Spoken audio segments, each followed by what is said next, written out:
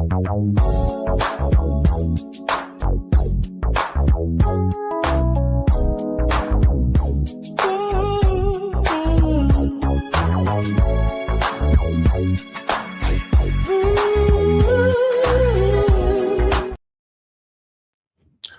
up, everybody? Welcome back to the Line Drop Podcast, where we casting lines and speaking minds.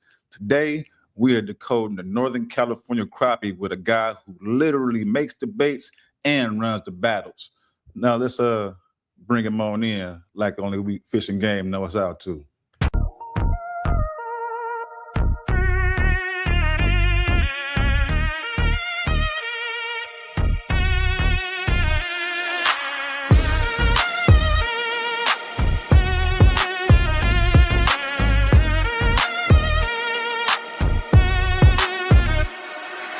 Coming out the crappie closet, got lures for days.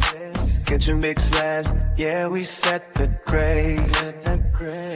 Crappie closet lures make them not let go. From Clear Lake to Cali Delta, we run the show. Best tournament in the West. Get that flow, you'll be fishing, I'll be catching. Watch me blow. Coming out the crappie closet, we don't play.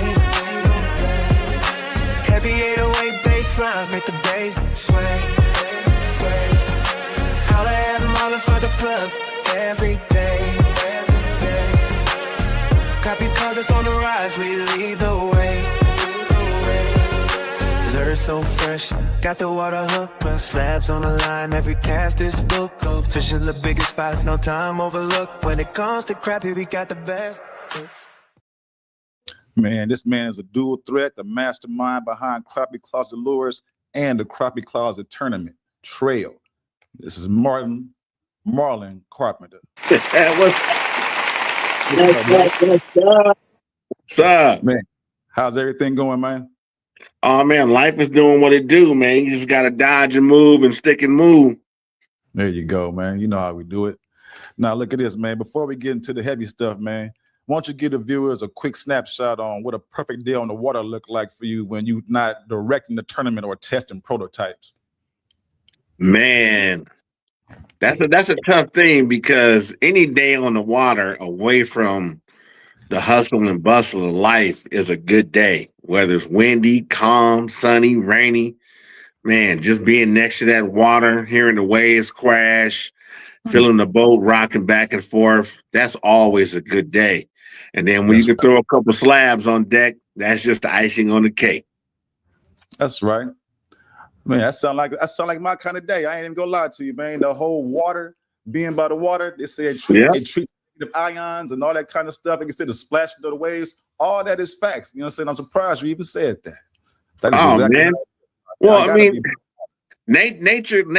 nature refreshes your body. It just takes you back to really what the core of human beings are. If you can just be away from everything and just get one with nature, that just produces more life inside you. And that's just what it is, you know. And then, you know, once I get past that part, now it's about the competition between me and nature. I'm trying to put some slabs on. I'm trying to find some fat bass, even a few whiskers if I'm into it that day. Hello. All right. Well, then let's start it off. Then, man, like I said, I got my 6-pack of questions, man. You know what I'm saying? Let's pop the top on one. All right. So first off, man, who was the one to put a fishing rod in your hand in the beginning to start everything off? My mother. My mother's originally from Dallas, Fort Worth, Texas area, and they migrated out here, during World War II, the shipbuilding years, right. And I mean that's all I can remember. You know, there was a few places we would go. We call it Liberty Island. We used to drive back there on Liberty Island Road, Midway Road, back up that way, but my mom called it Mosquito Creek. And that's what it was. It was like, hey, let's go to Mosquito Creek. And okay, we go. You know, we go get the clams, a bunch of boxes of night crawlers, a couple boxes of red worms. She's frying chicken, making sandwiches the night before.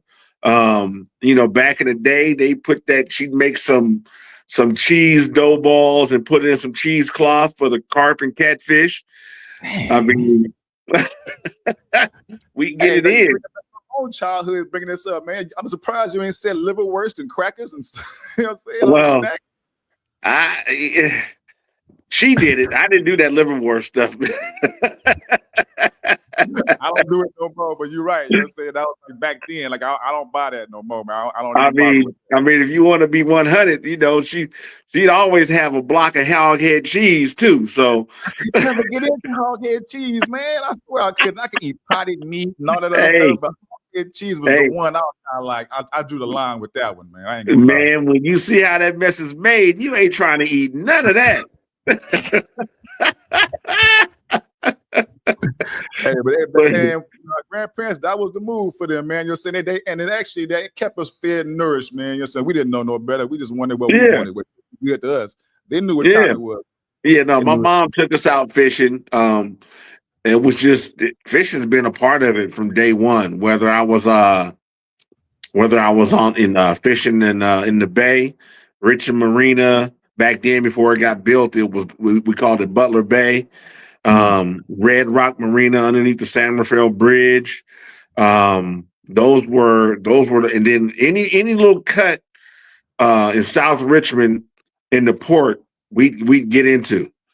And then we drive out. She drive us, like I said, to Liberty Island. We go out to Tracy. It was some places off of back in the day, Grant Line Road in Tracy, Holt Road. Whiskey Slough, where else? When she remarried, we went to a place we called the ranch. My stepfather owned 50 acres of farmland that had that was right on the water, and that was in Byron. They call it Mountain House now, but it was Byron back then. And we go out there, catfish, bass, bluegill, crappie, you name it, striper. It was in the bucket. What was the first fish that you ever caught though? Bluegill. You know, we were the bluegill bandits. we was the bluegill bandits, boy. Yeah. Any way we can get us some bluegill, it was on. That was our job. You know, my mom would call them perch. Give me some of them. I need y'all to give me some of them perch. Yeah. You know, she would catch the catfish, and I'd be right next to her, and I had to take the catfish off the hook for her and everything. It was funny. She would have her clams. She'd bust her clams in half, sitting right next to her. I'd take the catfish off, throw in the bucket. She was baiting her pole back up in the water before I even grabbed my pole. That's right. She's well seasoned, man.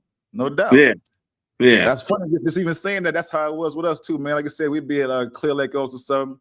Moms be fishing off like towards the island off to the side, you know what I'm saying, catching catfish or whatnot.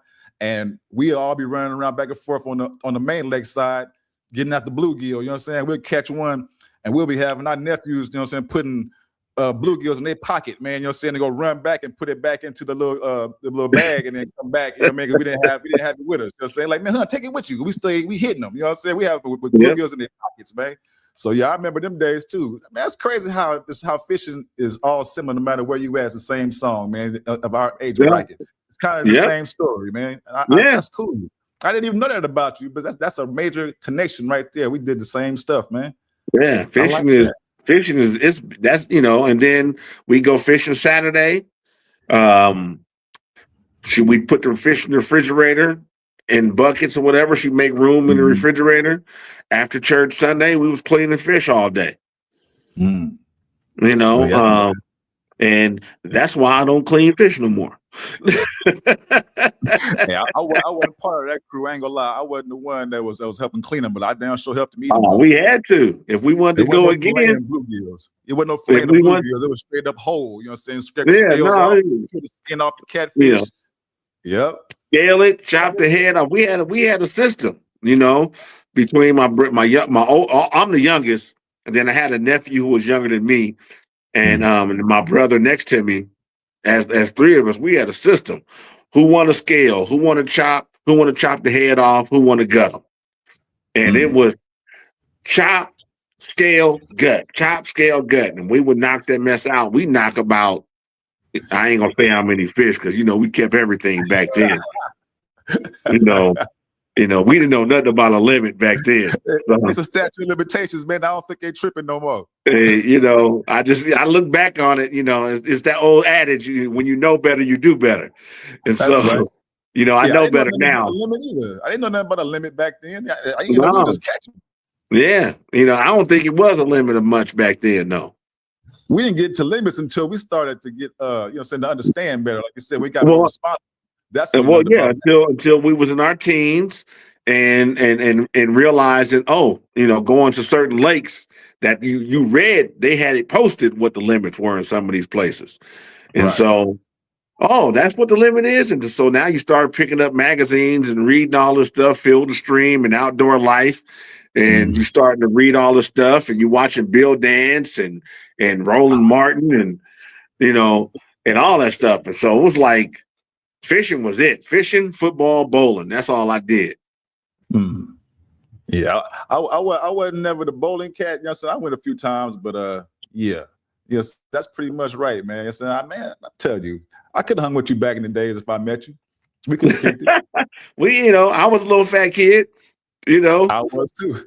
I was a little fat kid. We was in South Richmond, right off of Cutting, and right by the train tracks. I couldn't tell you how many times I either almost got hit by a train or almost got hit by a semi.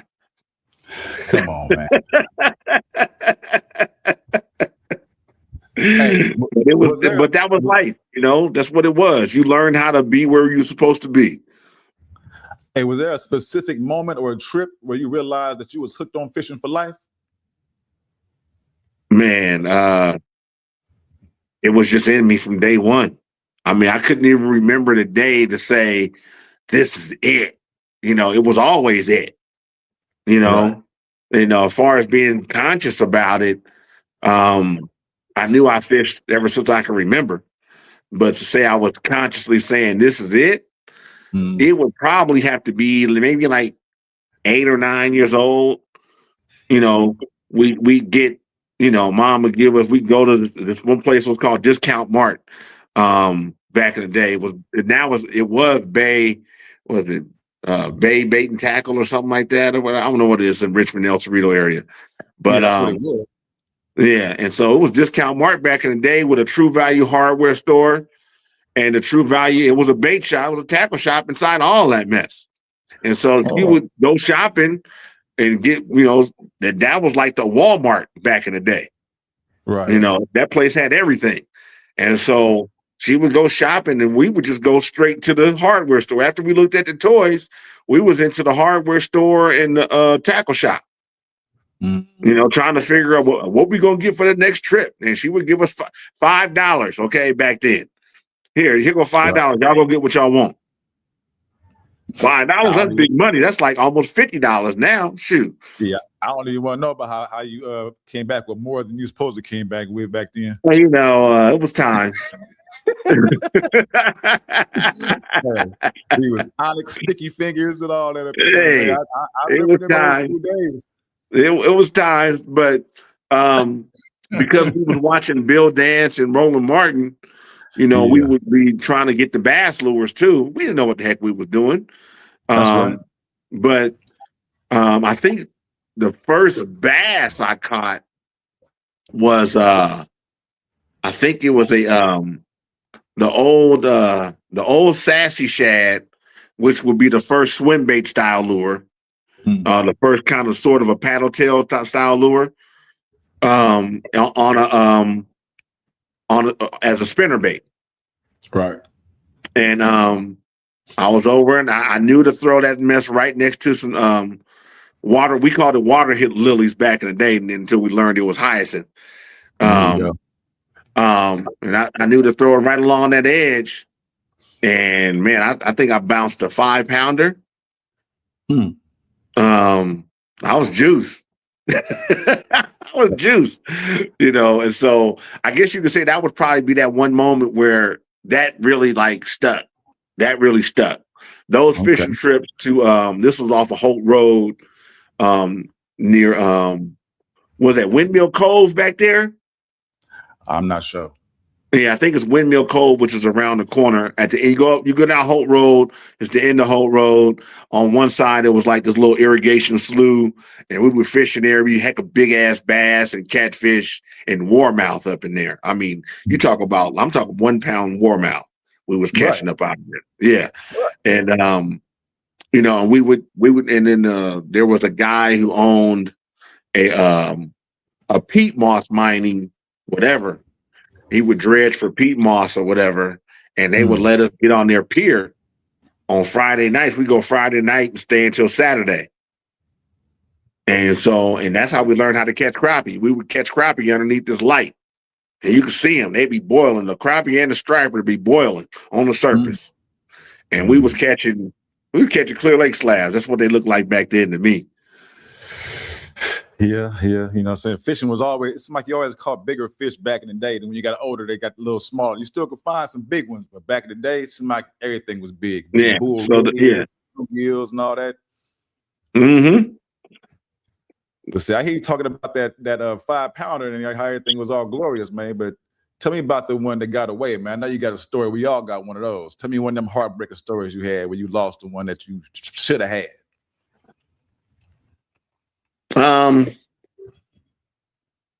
Man, how many? You know, give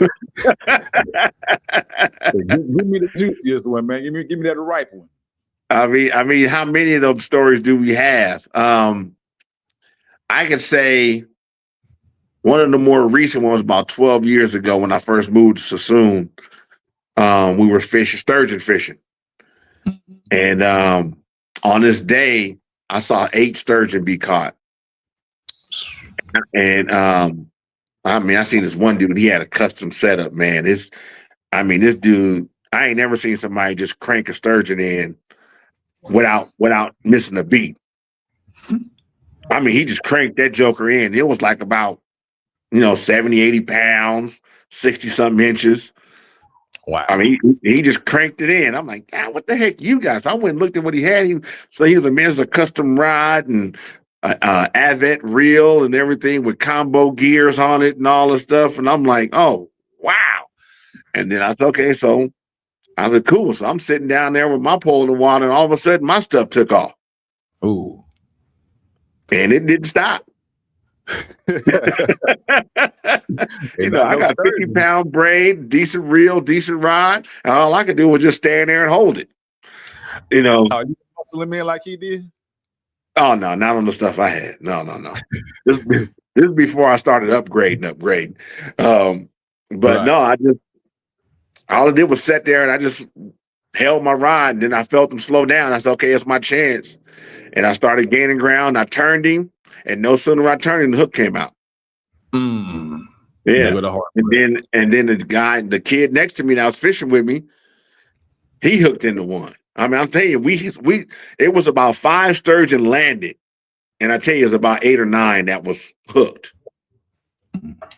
I mean, this was about in a 3-hour span. For sturgeon fishing. I never caught a sturgeon, man. Me and her. I've never. Go ahead.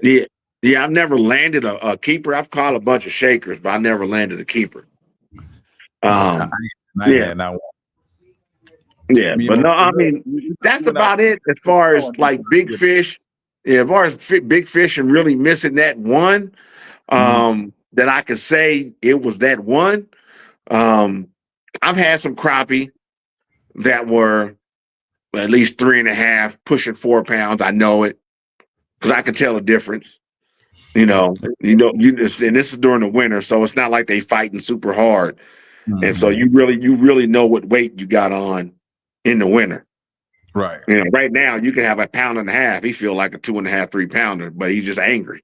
So it's a little different. But fighters. Yeah. But about I think about a year and a half ago, I think I missed about 3 or 4 crappie that's pushing 4 pounds. But I rarely make it to that statement like that because we all think we had the big one. I like to be accountable and keep my stories as real as possible.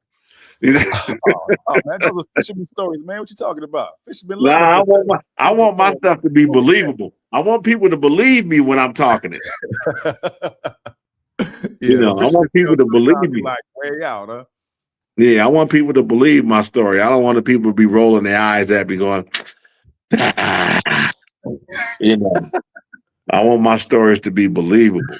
That's right. But yeah, um, yeah, that's pretty much it. I mean, I've caught some multiple 8-pound bass, a ton of 6-pounders, you know, fives. I've caught last year, as far as crappie, I caught about 20, 33-pounders last year. Mhm. Yeah, I fished a lot more last year up here than I did this year. This year I was working so much I could only really get up here during tournament weekends. That's right. You in Clear Lake, California right now. Yeah, I'm up here working, man. That's all I do. I work so I can fish. Man, that's the life right there. Now, what's the strangest thing that you have ever reeled in that wasn't a fish when you out there? You know, sometimes you reel in something and you don't know what you pull up, and you might pull up a whole fishing net or something. Man, what's the craziest thing you ever reeled in? A turtle. Turtle. Hey, And yeah. that happened about a month ago. Mm. A turtle. Yeah, other than that, you know, tree limbs, you know, the normal fishing stuff, tree limbs, boots, cans, you know, same stuff you see on the cartoons, you know. That's right. You know, yeah, boots, cans. I reeled in. What did I reel in one time? An awning off. I guess it was an awning from a dock. Right. Something. Yeah. Yeah. I mean, just the weird stuff. You know. But that's pretty much it. Nothing too outlandish. Yeah, that's it. Yeah, I know my boy told me that he had a dude that reeled in a damn a Glock 23 or something like that at one time, man. Talk about they thought it was a halibut. He said because they told me reeled it in, it kept bouncing down. I guess the weight of the gun, you know what I'm saying? They said when he brought it up, it was a damn loaded pistol. And the cops said they can keep it. You talking about a fishing story that you can't believe, man. The cops said that they can keep the pistol. I don't even understand how that happened. Hey, if that pistol was in the water, ain't no way I'm keeping that gun. Yeah, that's the street mentality. Yeah. But how the cops gonna say just keep it? Yeah, see that tell you that there's something wrong with that story.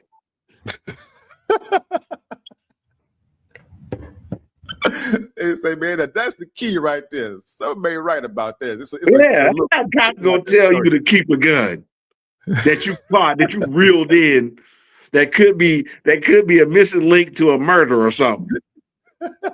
That's what I was like. What? Cop tell you to keep a pistol?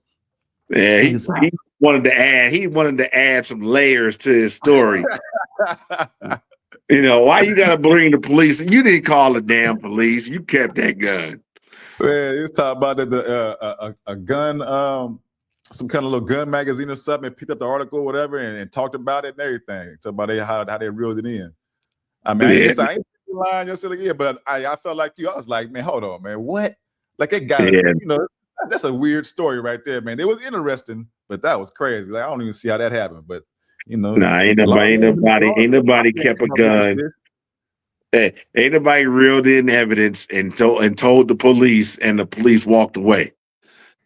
Well, you know what I'm saying?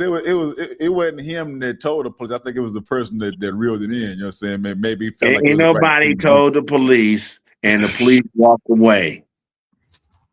That part though, ain't no way in hell, man. Yeah. Hey, all right. So be honest, man. Out there on the water, you know, a lot of silly things happen, man. Sometimes it's the Three Stooges out there, right? What's the worst mishap that you ever had out there on the water, man, messing around? I fell in the water. Mm-hmm. And it's either I posted it. Uh-oh. I posted the video. It's on one of my pages, either Instagram or Facebook. It's on one of my pages. It's there. I'm looking for that one. Yeah, you know, I ain't got no shame in it. You know, my brother had a freaking trout net on the boat. And I grabbed it. I guess I didn't grab the right net. And my son had like a 5-pounder on some light line. Right. And I'm reaching, squish.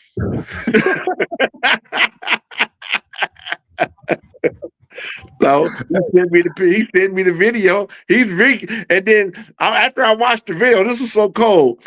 While I fell in the water, my son actually stepped over me, halfway reached down for me, and reeled in the fish.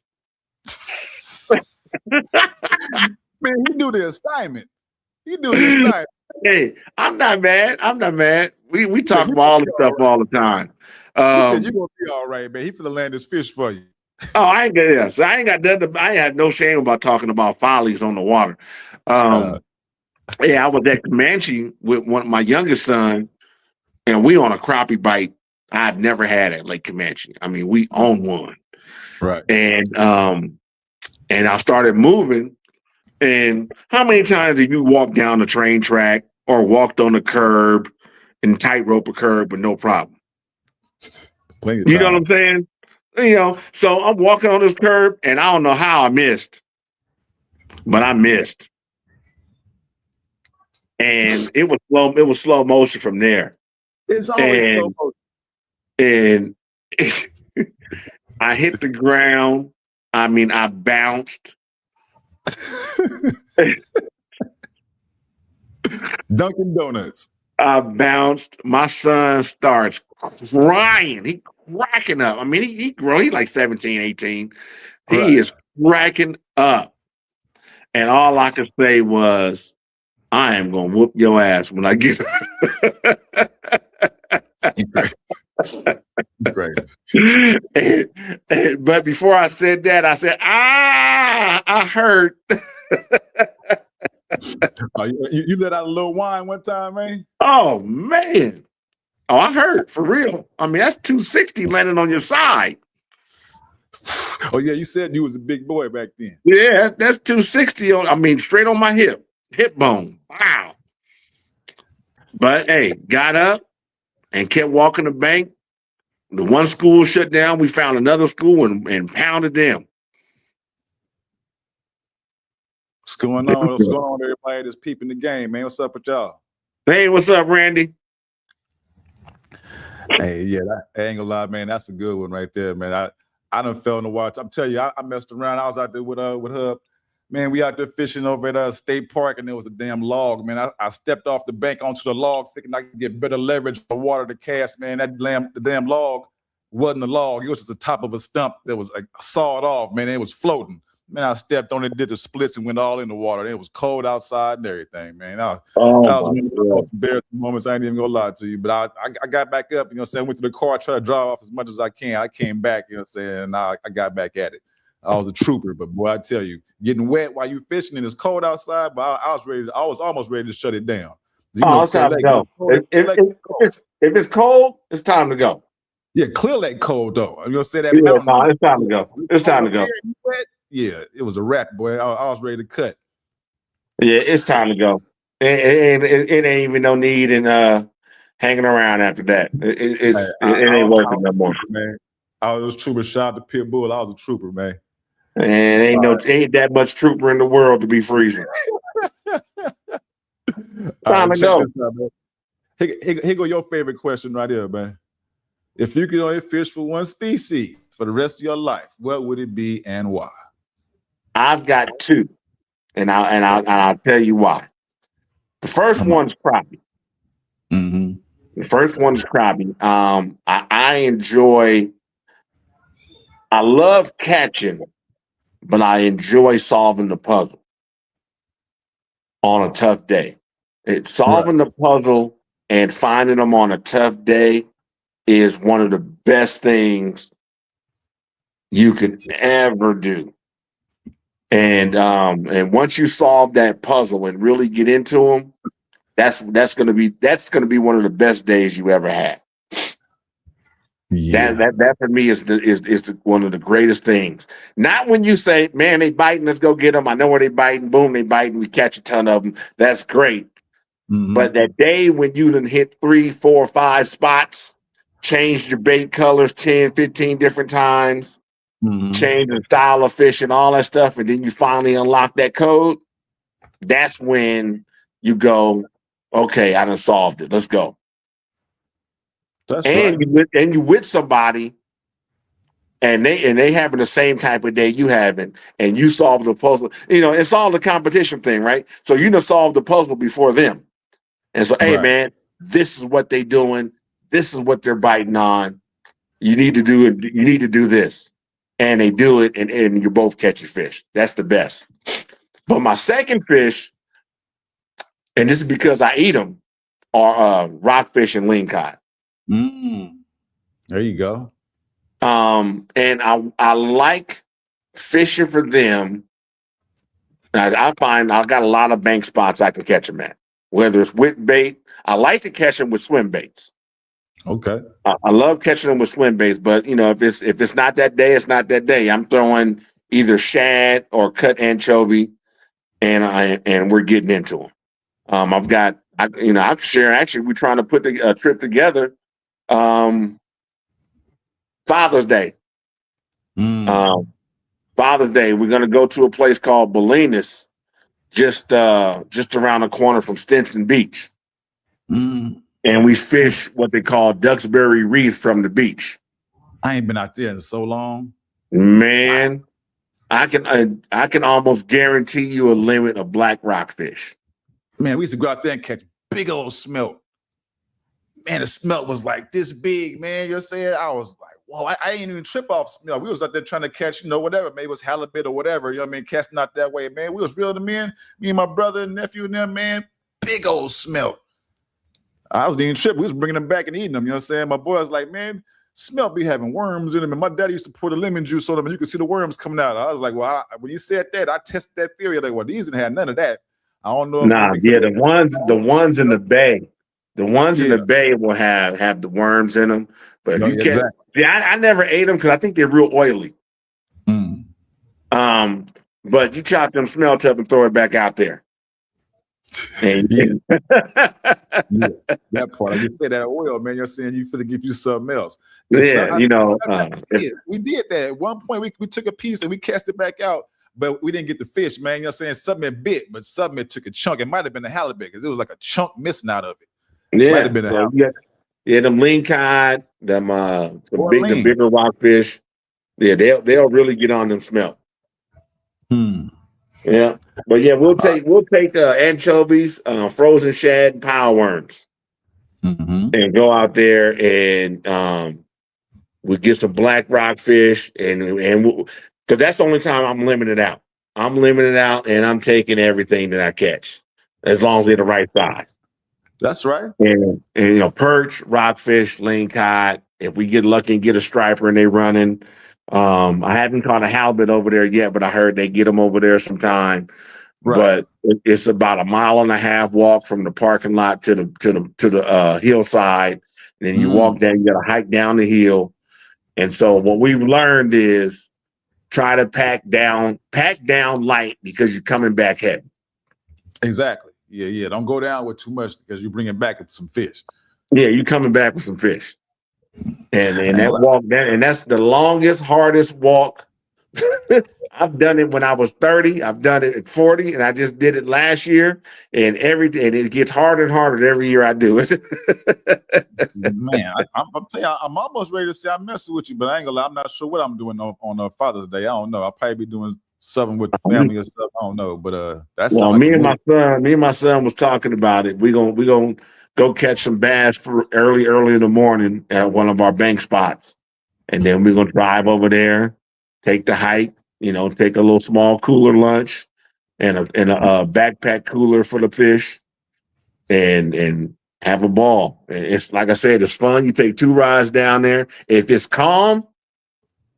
I've done it before when it's calm, and I'll take a crappie pole. When I look at the water and it says the water's gonna be good and calm, I'll take a crappie pole, and in some of the tide pools, I'll catch perch out of the tide pools with crappie jigs. That's some of the funnest mess you can do.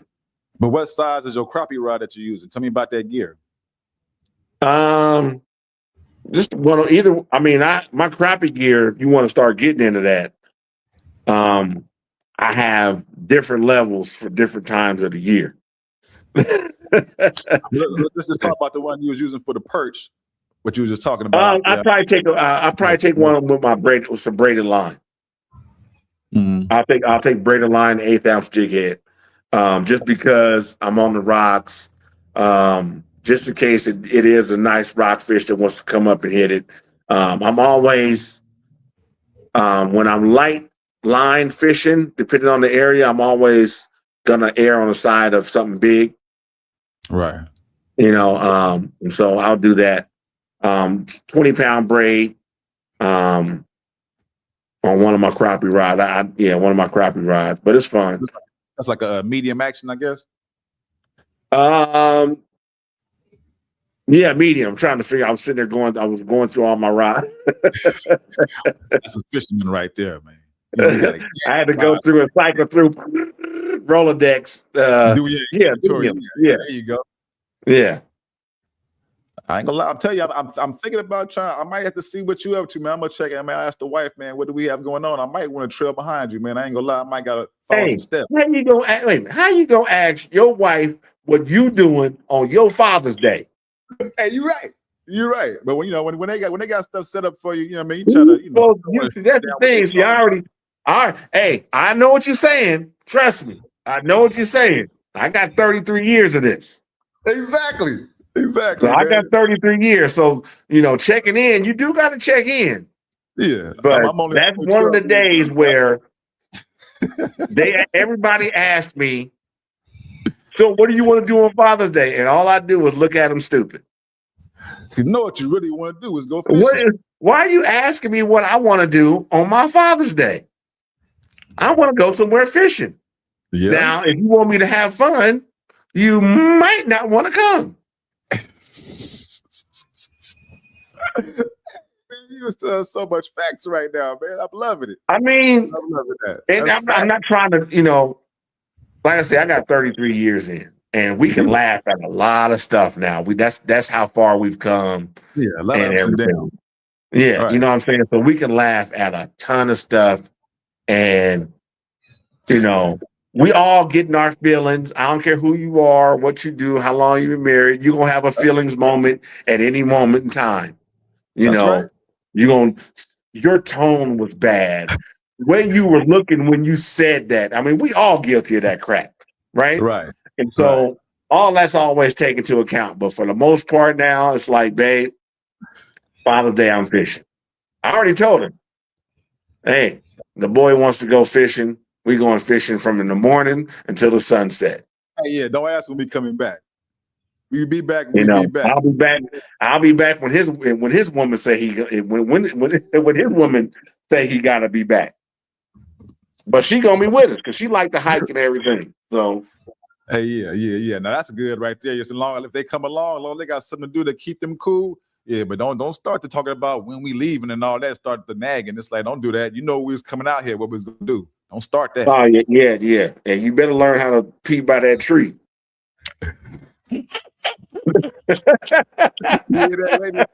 You go fishing with your man. You better learn how to pee on that tree just like he do. Hey, carry you some little trash bags, some small kitchen bags. Put it inside that bucket. Oh boy, I thought you was gonna say put your leg sit on that bucket. Say something crazy. Sit on that bucket and do what you got to do. Hey, you too much, man. Hey, all right, look, just that was so good. I almost don't even want to leave that subject, boy. Because it's so live, it's so real, man. I swear, it's just getting back to how we be doing, man. I swear, that's gonna be a whole nother podcast. We gonna run that back on something else. I know we gonna touch back on that. And see this thing that goes back to my mom, right? My mom would say, hold, hey, stand right here. Y'all two boys stand right here while I go pee. Right. Yeah. Watch my back. You know what I'm saying? She'd get over by the trees and we standing around. Sometimes she'll say, hold this towel up or whatever. And she'd go. No shit. So I'm like, gotta go. You gotta go. That's a natural. You know what I'm saying? We're not leaving here to go find a bathroom. What are you talking about? Bathroom? You might as well stay at home. Yeah, man. It's like camping. Ain't no such thing as we feel go drive to a Holiday Inn and go use a bathroom or find a restroom. I'm gonna go to the nearest Starbucks and go to the bathroom. Well, I'm right here. You are more than welcome to do that. I'm staying right here. Do you want to walk all the way back to the car and then drive all the way 20 miles to a bathroom when it could have taken you 15 minutes to in that tree and be done? And we be back at 5 minutes in that tree and be done. And back then, we didn't even have hand sanitizer and all that little extra stuff back then. You know what I'm saying? Rinse your hands off in the water. Let's keep it pushing. Yeah. You gotta rinse your hands off and you're back at it, man. Yeah. That's hilarious. That's so much of my childhood right there, man. That's real talk. You know what I'm saying, man? Well, there wasn't no knee pads and helmets. You was outside riding your bike. It wasn't all this extra little pleasures and luxuries, man. You know what I'm saying? Man, you out there, you roughing it. You got to use a bathroom, man. You'd be lucky if you're smart enough to bring a raw toilet tissue. You know what I'm saying? Because you know you got to use a bathroom. You're smart, you do that. Other than that, you got to figure it out. Knee pads on a bike, knee pads and a helmet on a bike. We're not trying to fall. Exactly. Hey, you know what I thought? We trying to pop a wheelie and jump a ramp. Whoa. Hey, you better learn how to land on your feet. I know. Let go of the bike and land. I know, because you ain't really going that fast. It all depends on tuck and roll or something. Yeah. If you slide and you getting hurt. Oh, man. Hey, all right, let's jump back, man. Let's get back on. That's a whole other thing. We'll be on there 3 hours, but we're gonna keep this up. Hey, I already had to plug my phone in. Man, got to have it. All right, check this out, man. Now, you know the crappie is a notorious sight feeders. And when you making your base, man, pouring them custom lures, you know what I'm saying, that know them hush-hushes, what do the anglers need to understand about how crappie actually see your baits underwater and at different depths?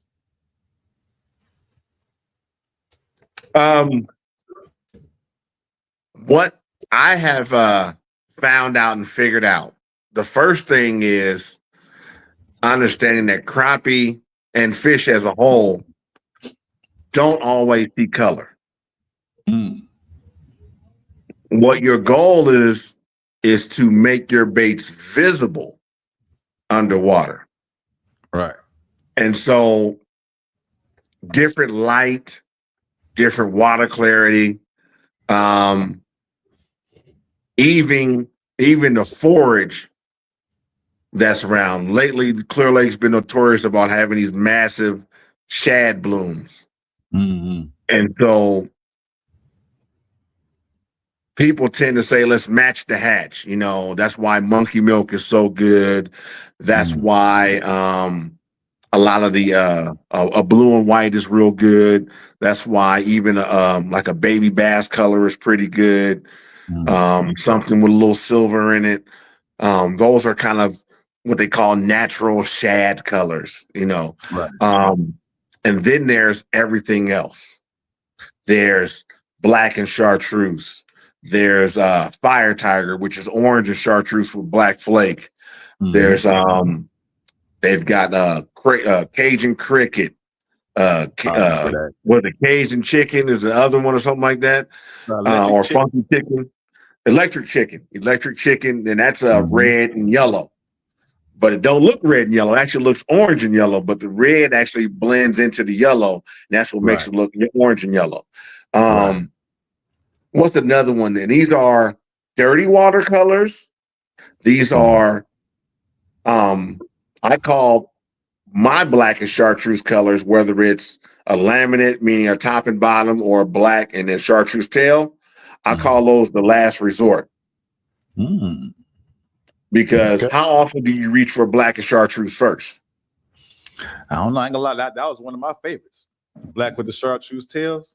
Yeah. And so I love the chickens and all that, you know what I'm saying? And then the little clear with the red and blue sparkles all in it, that type of stuff. But black and chartreuse was like a true staple. Yeah. You got to have it but it's not always your first bait you pick up. Yeah, I mean, I like a lot of pinks and stuff too, but I kept black and chartreuse though with me. For sure. You always you gotta have it, and you throw monkey milk, man, they ain't biting. And you know it's a tree you're throwing at, and I know it's fish at this tree. I know it is. Mm-hmm. And so this happened to me last year. I was over in Clear Lake Vista over there. I was throwing by this one tree. I threw monkey milk, nothing. I threw blue and white, nothing. I threw another color, nothing. I said, man, I'm looking around. I'm even throwing this black and chartreuse. Wow, 20 fish straight in a row. Same tree, same cast, same jig head size. Everything was the same except for the bait color. Right. Basically, what it told me was they have been seeing so much shad that color was just absolutely different. It stood out against the background. There you go. And so that was one of them things where you just log in, okay, that's there. So when it's too much bait around, your bait has to stand out. That's right. That's when you gotta have Cajun cricket, electric chicken, black and chartreuse, fire tiger, electric blue chartreuse is one of my favorites. That's when you gotta have something that's just bold, bright. And this is in clear water. This ain't even muddy water. Right. They're not getting monkey milk. Why? Because it's 100 million shad swimming by that look just like this monkey milk bait. Right. I can eat that all day. I don't want that. Right. And it's almost like you got to get to the mind. Think how you would think. What if you was getting fed spaghetti every single day? But that's all y'all had was spaghetti and red sauce. Spaghetti and red sauce, right? And I don't want this. All of a sudden, mom goes, you know what? I'm not putting the red sauce. We're just going to have some spaghetti with some garlic and butter on it. Now it don't look like the same spaghetti no more. Right. And so now you want to eat it because it's different. It's still spaghetti, but it looks different. Got you. You know what I'm saying? And so it's almost applying human nature just a little bit of human nature to your fishing. And so would I want to eat a fake shad when I got the real thing? No. But that orange and yellow thing right there, well, shoot. I don't know what that is. Let me go see what that is. Look at you. You're going to end up calling one of your baits garlic butter next, huh? Garlic butter. I don't know what color would that. Give me create it. It might be like a purplish whitish purple with the yellow. Because garlic purple and yellow, like all white, but then a lot of the natural garlic that you grow have like a little hint of purple in it. So I don't know, man. So maybe it's like white with purple flakes, and then the bottom is yellow, or white purple flake with the yellow tail, the buttered tail, maybe. All right, you hold on to that. Yeah, you hold on to that. You hold on to that, and text me that description, and we'll see if that pop up in the next couple weeks. Man, I love it. Cleanest is garlic butter. Come on, cut it out, man. I don't play. I hear you, man. You're saying I don't play. I don't play. Hey, if you throw a name on something and it got a catch, we already talked about one. You're right. Matter of fact, we can bring it up. We can bring it up. So we all got a little partner out there. We're gonna drop his name. It's all respectful. Okay. So our little partner, Lewis Carr. I don't know if you're watching, man. Shout out to Lewis Carr. His name is Famous Fishing. Famous Fishing. Yeah, and if he tell it to you, I'm one of his sponsors. And he asked me one day to name a bait after him. And I had created a bait color for one of my tournaments. It's blue top monkey milk belly, and a chartreuse tail. Mm. And that bait catches fish. Hey, that's what's up. That It bait, worked. that bait is a dirty water bait and a clear water bait and a pressured fish bait. It Mm. flat out catches fish. And so when you put that bait on, you got to make those crappie famous. Man, that's like the question right here. Like this, man, crappie or finicky, what's your go-to color or presentation when the bite is tough? It almost sounds like it's that Lewis Carr special. Yeah, we try to make them famous, but we make them famous. We make them crappie famous. So when it's tough, it just depends on what I started with. Mm. And so we all have a plan, like Mike Tyson say, we all have a plan until you get punched in the mouth. Right.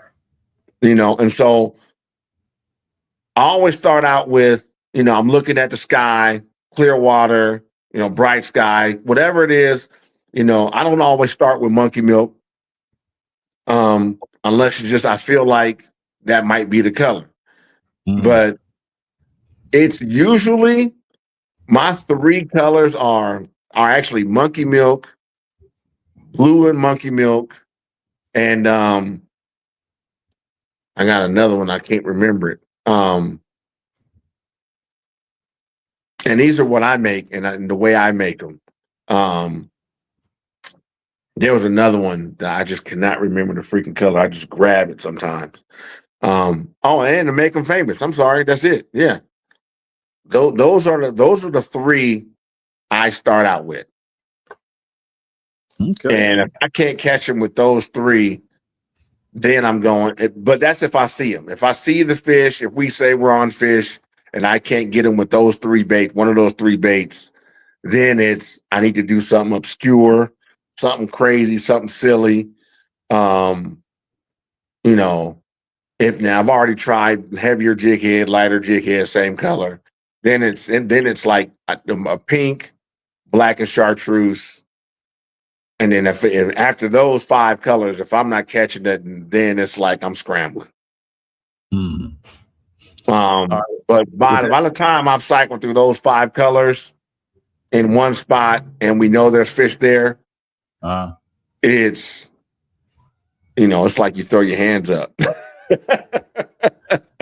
But that's rare. That's rare. If I know the fish are there, I'm catching them. And so it's just finding, and it's not about because they see a certain color. It's just how the color presents itself underwater. Yeah. On certain days. Does water clarity dictate that choice, though? Oh, always. Always. All the factors, sunlight, shadows, water clarity, water temperature, how much bait is in the water. I mean, all these factors go into how you're going to catch fish that day. Man, that's a good segue right there, because that's the next question.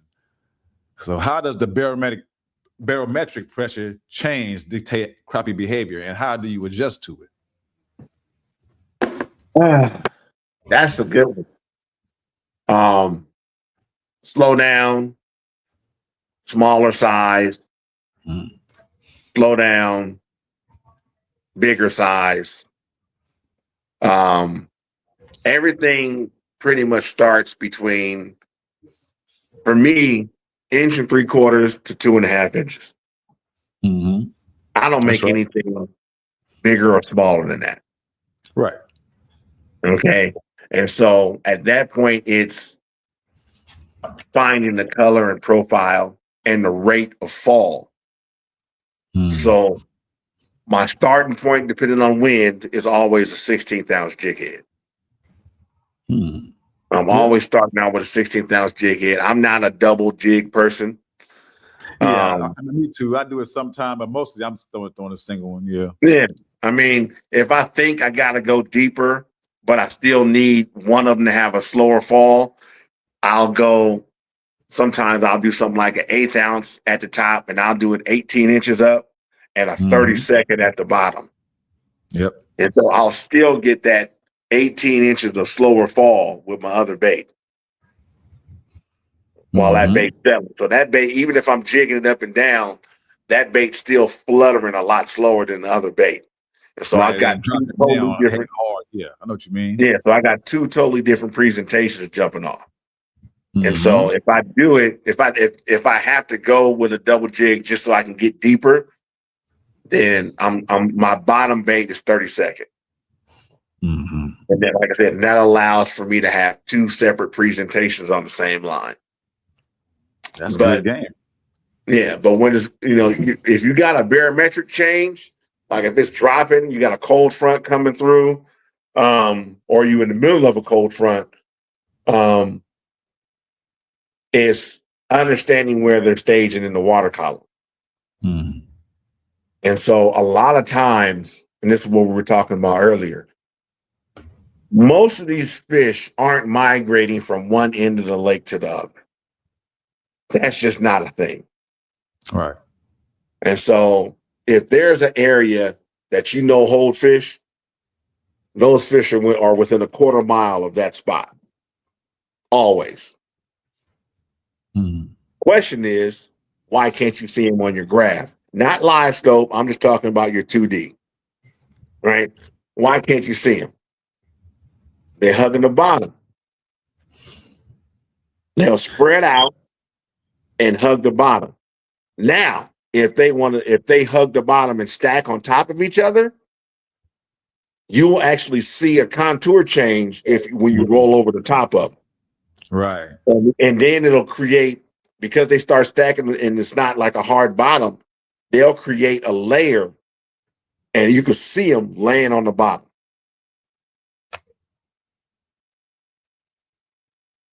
And so those are those little bitty things. But if you don't see them, but you know this is a hot area, this area, these fish are here all the time.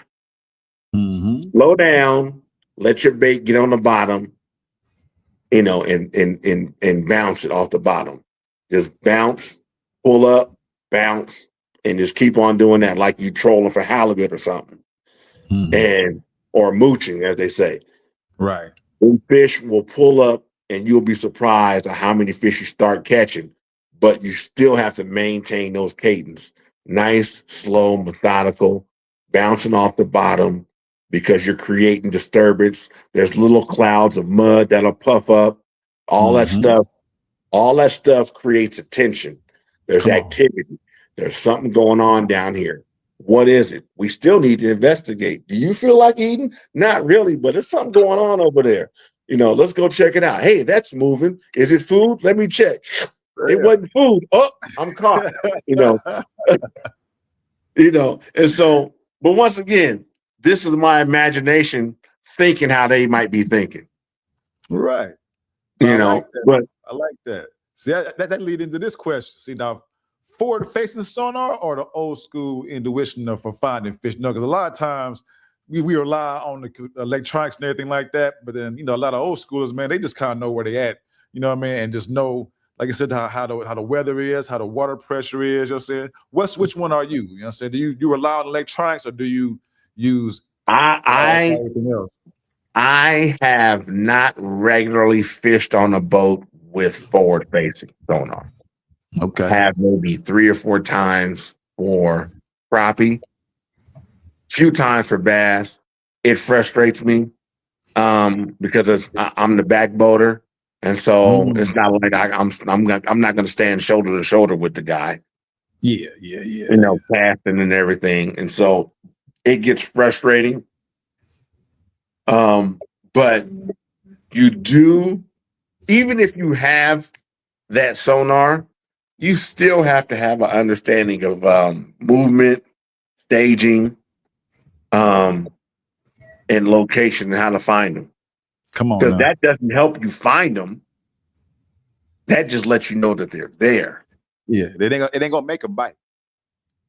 No, it helps.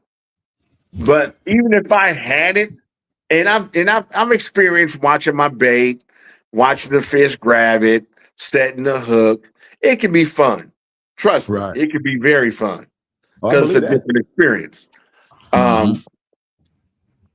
But it is definitely a good tool to locate the fish in real time, as opposed to your sonar being on the back of the boat, you driving over the fish. Oh, there's the fish. Oh, wait a minute. They didn't show up on my screen until I was already 20 feet past them.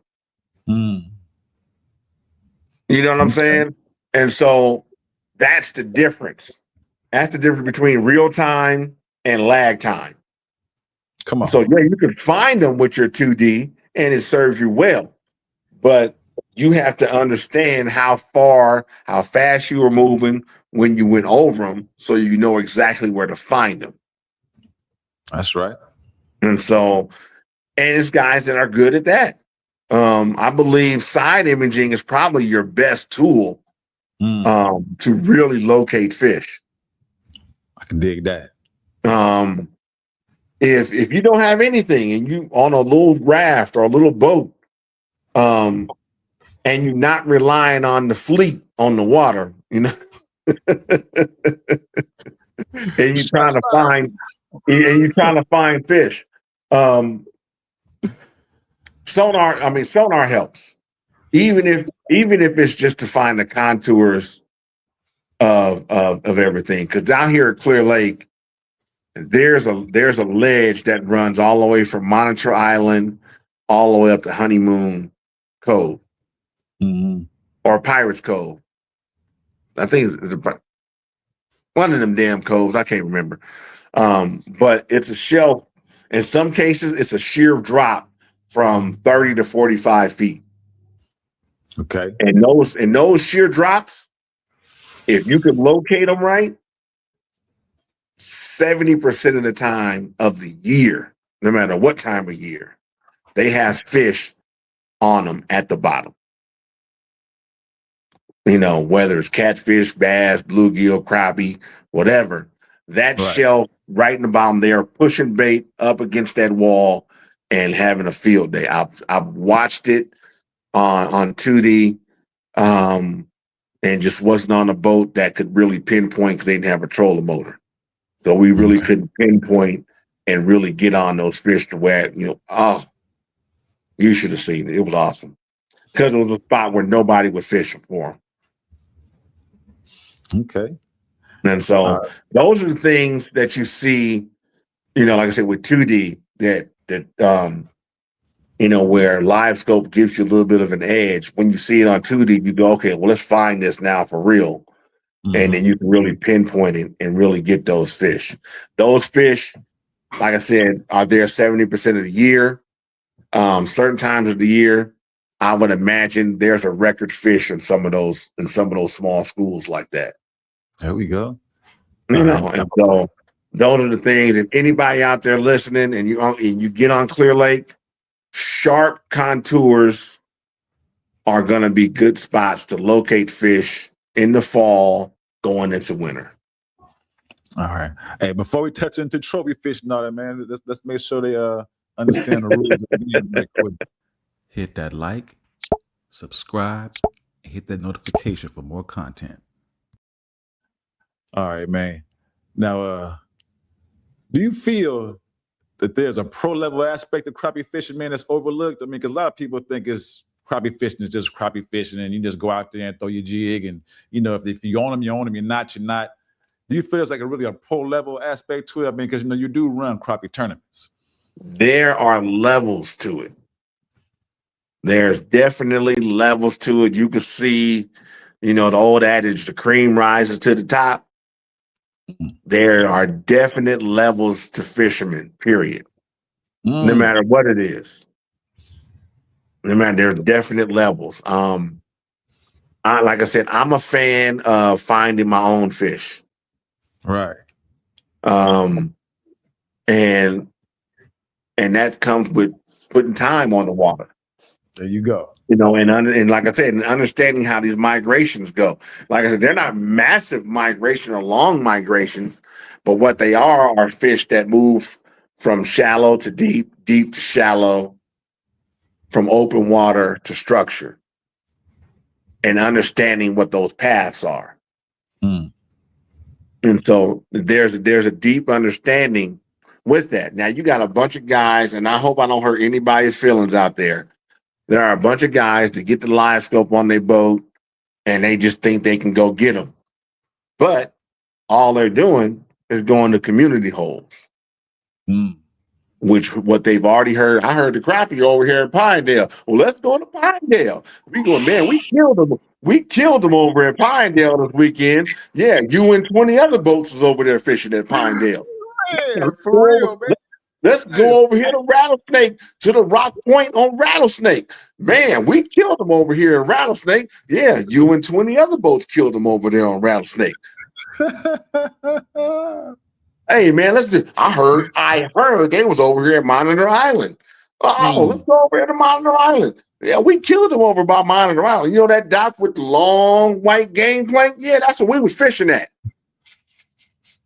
Okay, now. Did y'all get them over there by the Golden Gate Bridge? See, I'm telling all the community holes, right? Hey, the Golden Gate, there you go. Come on. You know, the docks on Lubo Point. Oh, man, they was all up in here, boy. We was getting them over. The live scope was lit up. We was tearing them up. Oh, man, I was fishing in a bucket. You was fishing in a bucket of fish. If you couldn't catch a fish over there, I don't know what to tell you. But did you go hunt them down? That's the difference. Did you use your electronics?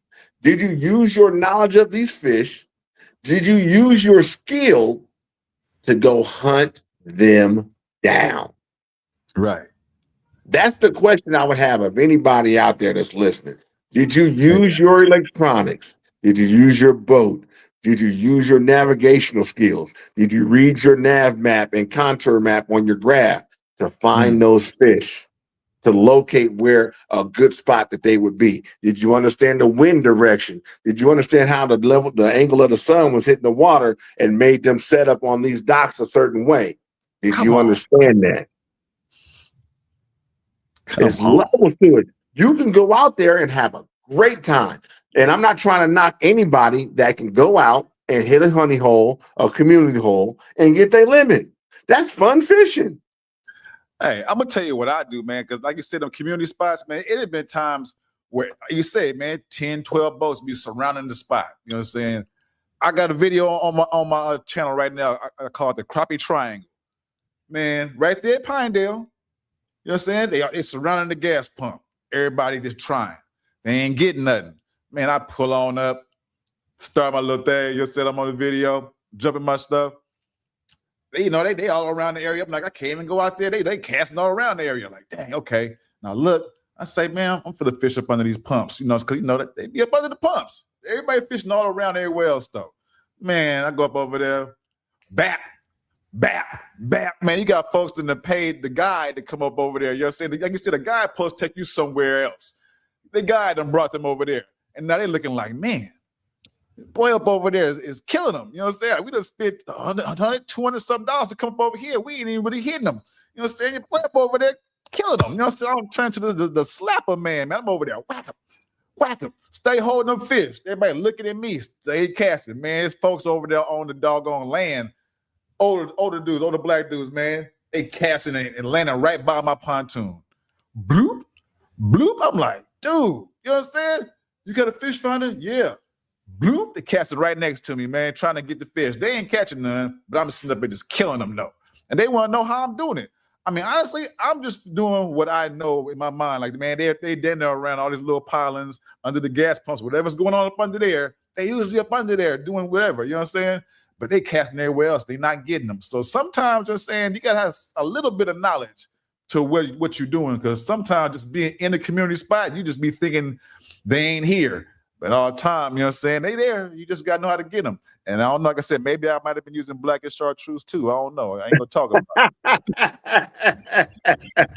I don't know. You know what I'm saying? I may have showed the camera up, you know what I'm saying? But I don't even want to talk about that. Nah, what you may have experienced was forward-facing fatigue.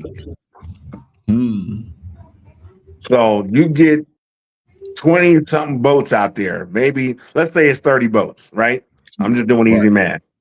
And about 20 of them all 30 have some sort of sonar on them, right? They got something. 20 of them got forward-facing. Right. Now, imagine you at home, that old tube TV that just turned off and it's got that. You can hear that still. Now imagine you trying to be somewhere just chilling and you hear that. Are you going to want to bite when there's something, you hear something that's bothering you? I feel you. And that's what happens. Forward-facing sonar is so good, it's getting to be bad. They're getting used to it, huh? Or it's getting annoyed by it. When you have so many in one area, if you're on a boat, I've been on a boat and you could see the other interference waves in your graph. Look at that. Game, y'all. And so a lot of guys are learning, okay, I found the fish. Now, once again, tournament fishing, fun fishing are two different things. Come on. Tournament fishing, you're trying to find which mark is the bigger mark, target that mark, get that mark. Fun fishing, you're just trying to catch fish. You get the big ones, woo, yeah, but you're just trying to catch fish. My advice would be, once you find the fish in a big amount of people, turn your graph off. You found the fish, especially when they load up like that. Everybody's been at Pinedale where they've been fished all the way up to 5 feet right up against the bank. Yes. All the way out to 40 feet. Come on. They there. Turn your graph off and just start dropping straight down. You don't need to cast under the next man's boat. Them fish are a quarter square mile of fish. The Crappie triangle, man. They ain't even in the reverse Christmas tree at that point. They just top to bottom, in the end, everywhere. You know? And so, but they'll shut down when they don't feel comfortable. They will shut down. And you can see them. Heck, you can look in the water and see them. And they're not biting. Why? Because this fish needs to feel comfortable.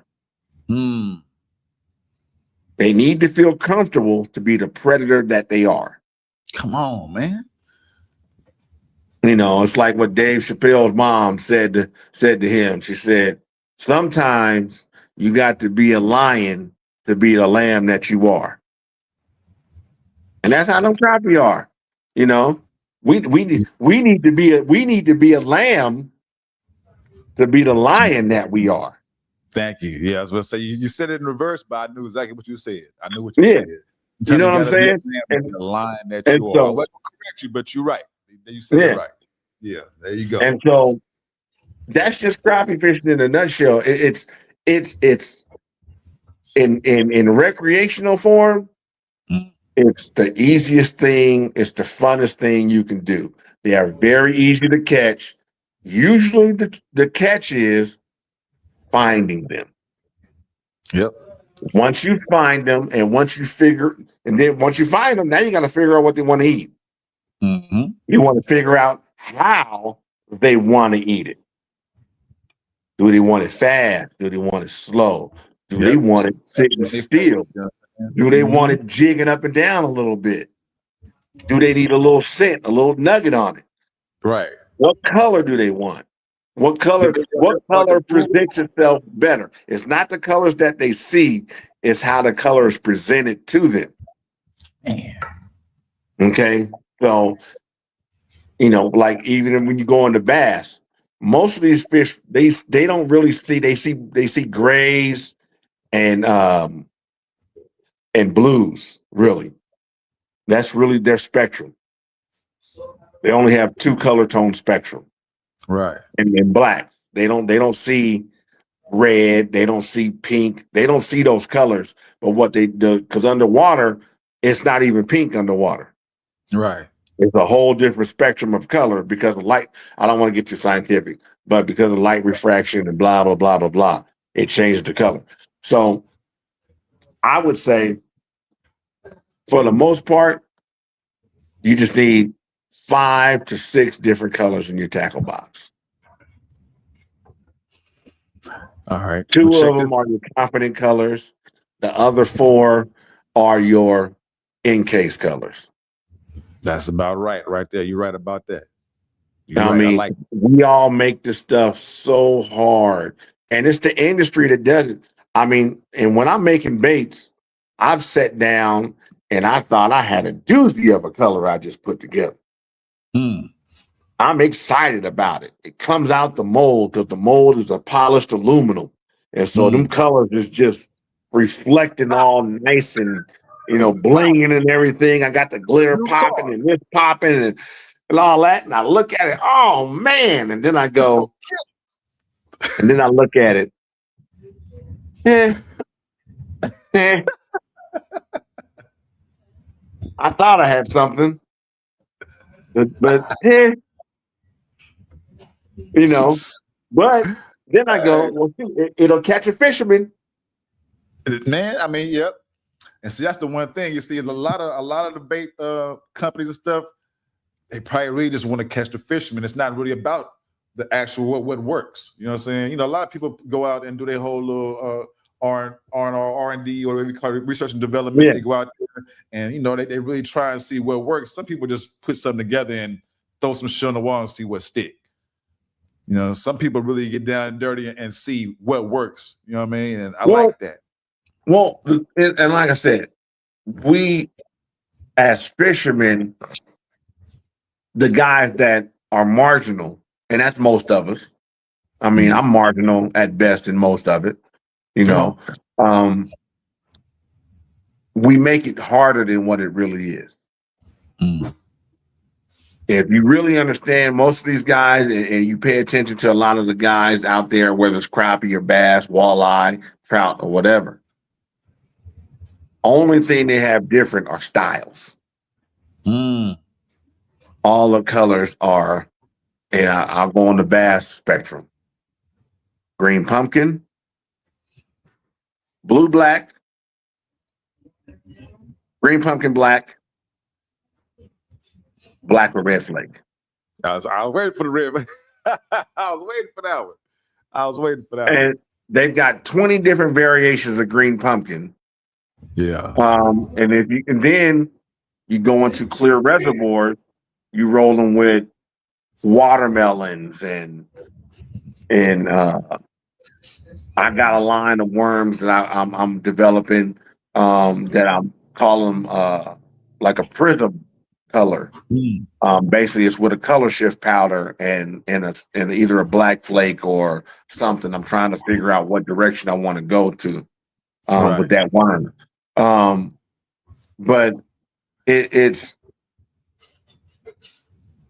we as anglers, we make it harder for ourselves to go fishing. Who is this? I was going to say, you tell the business though, man. You tell the business. Hey, I'm not trying to shoot myself in the foot because I do want to sell baits and everything, but I also want people to understand that me being honest and selling knowledge is gonna, we all do this because we, at the end of the day, we all want to make some money. I mean, that's just the bottom line. And I would be, I would be remiss to even say anything otherwise, right? And so we all want to make money. That's just it. Like I said, we'd be silly to say something silly other than that. And so I'm not afraid to say the honest thing. We make this stuff harder than it needs to be. All these colors are candy for the fishermen. Do they have a situation? Of course they do. Yes, sir. But those situations are more your confidence than application. Come on.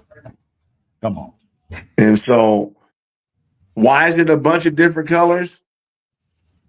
Because the creativity of people that are developing and marketing these things takes over. And it's all about the application. Yeah. But Every bait company wants to do something different. We want to stand out. We want to make sure you see our product. And how do you see our product? Not by packaging, by what's in the package. Does what in the package catch the fisherman? It definitely does. You know, and I hate to say it, we're all trying to catch a fisherman.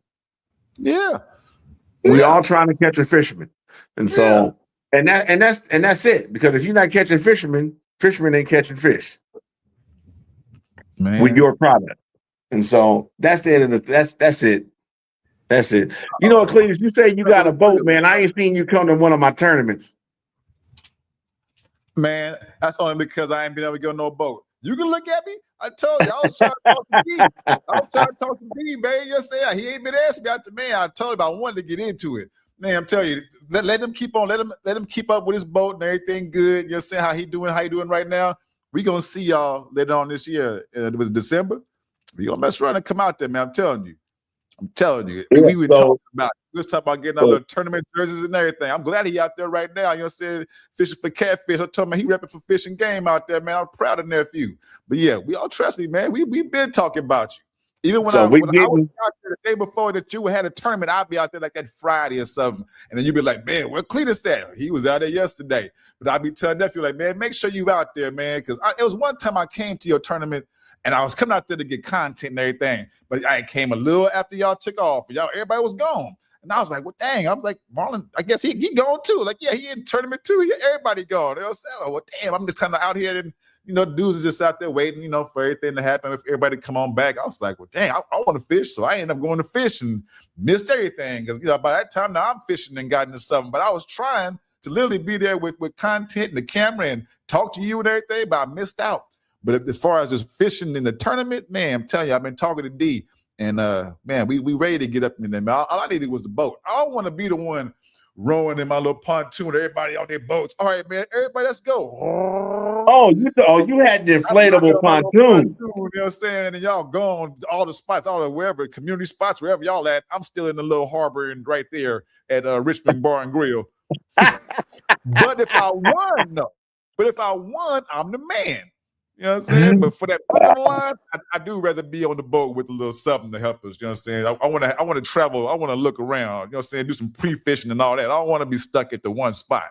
But yeah, trust me, we coming to see you. And who are the folks? You said they won. Man, whoever the champions was from this one, man. When Fish and Game get in the building, we coming after that title. All respect. All right, now don't start no mess with the Crappie assassin. And the assassin's wife. I don't want to start no trouble with the Crappie assassin and the assassin's wife. Hey, it's all respect. I'm just saying, man, if the slapper man got anything to say about it, I'm coming for the title, man. Fish and Game coming for the title with all respect, man. Hey, I want it. We here for it. That's Pastor Will talking over there. Hey, Pastor, what's happening? Yeah, struggle is real. Yeah. So Pastor been fishing the tournament since day one. There's a bunch of cats. Bobby Guillory, that's from Dog Fishing. We got Camo Joe Hand Ties, Kyle Theus, Brian Scott. We got some new cats that came on the scene. Jerry and his folks. Craig Nelson, he's a local. Him and his uncle came out and represented Clear Lake. We had a couple gentlemen from our bass club, the Fairfield Sassoon Bass Reapers. We had a couple guys from that club come and fish a couple times. We really what we're trying to do with the crappie tournament. I don't know if you got this to start asking, but we're gonna segue now. Go ahead. What we're trying to do is be a feeder tournament to Crappie Masters, the National Crappie Masters, to their championship. Right. They hold their championship. It's a different lake every year. I don't know what lake it's going to be this year, but I've been reposting their content recently. But I've gotten in touch with their director. We're going to finalize all of that. But my tournament is going to be a direct feeder tournament and qualifier for the national championship for Crappie Masters. Man, hold on, dude. That's what's up right there, man. I ain't gonna lie. That's a beautiful thing. That's the progress that you've been getting right there, bro. I love that. I love that. So if you're selling lures, you should be selling at the tackle meet. Oh man, you don't beat the tackle meet. I thought you don't be up there, Marlin. Hey, I be trying, but my first money is priority in my life right now.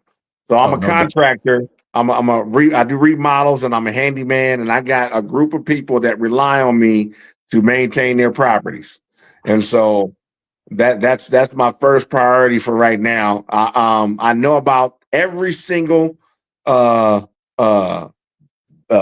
swap that goes on. I get direct messages from all the directors from those. And I'm actually hosting one later this year as well, but we're going to get to that after we finish talking about the crappie tournaments. There you go. There you go. Yeah, man. Yeah. So he's busy, but he gonna be back in it. Oh yeah, that's my man, Pastor Will. He's a great man. I've had the pleasure of fishing with him a few times, and heck, he's a good counsel too. He's a very good counsel.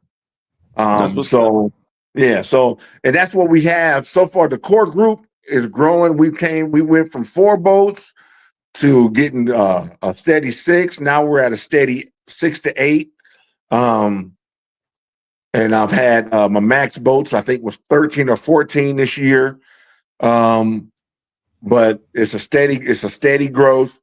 And I think what it is, me and a couple guys were talking about it, is turning that switch in people. Right. So right now, fish are food. You know what I mean? In people's eyes. And so getting the West Coast to identify crappie as a game fish is what needs to happen, in to understand that it's a viable tournament. That's why I'm offering $1,000 first prize. Guaranteed, no matter what tournament it is. Even if I got to come out of my pocket, first prize guaranteed is $1,000. I can't say what happens after that, but the first place is $1,000. Come on. That's what I don't care if we got 6 boats or 12 boats or 20 boats. First place starts at $1,000. Man, and if that don't get you to come fish at the tournament, I know man, I'm telling you, I'm coming.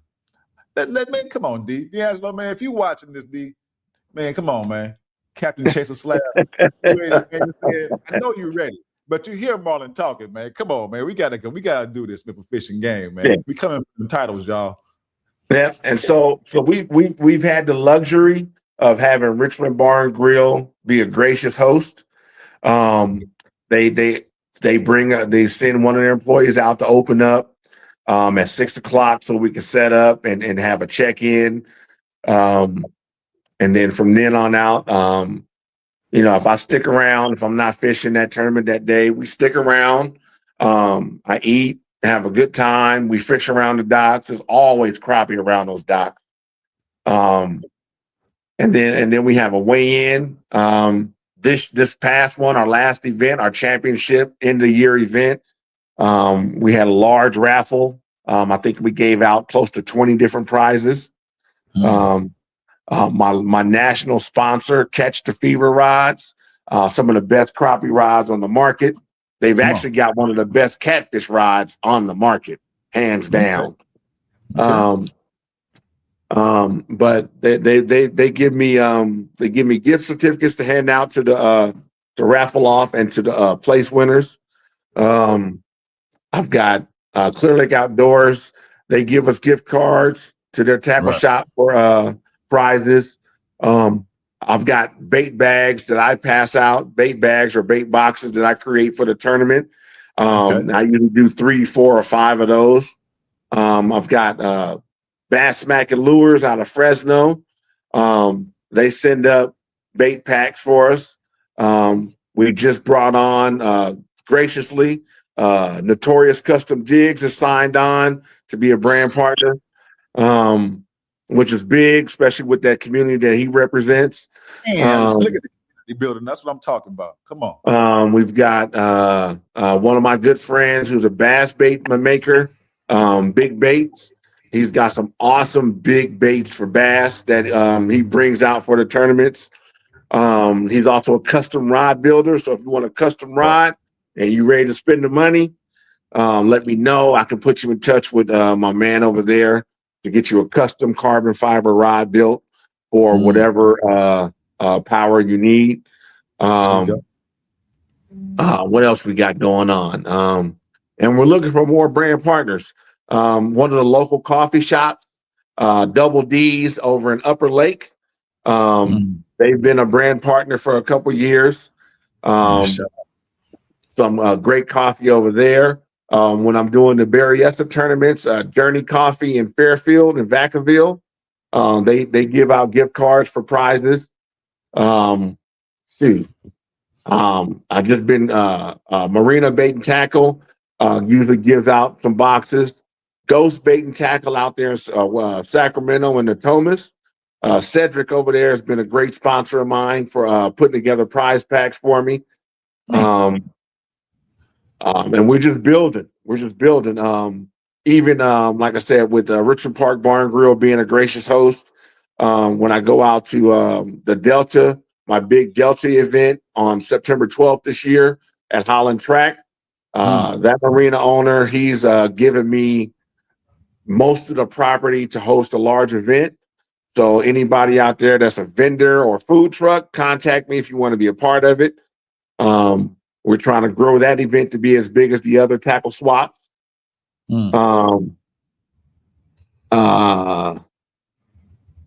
Bishop would be quite far. Ain't the Bishop on 395?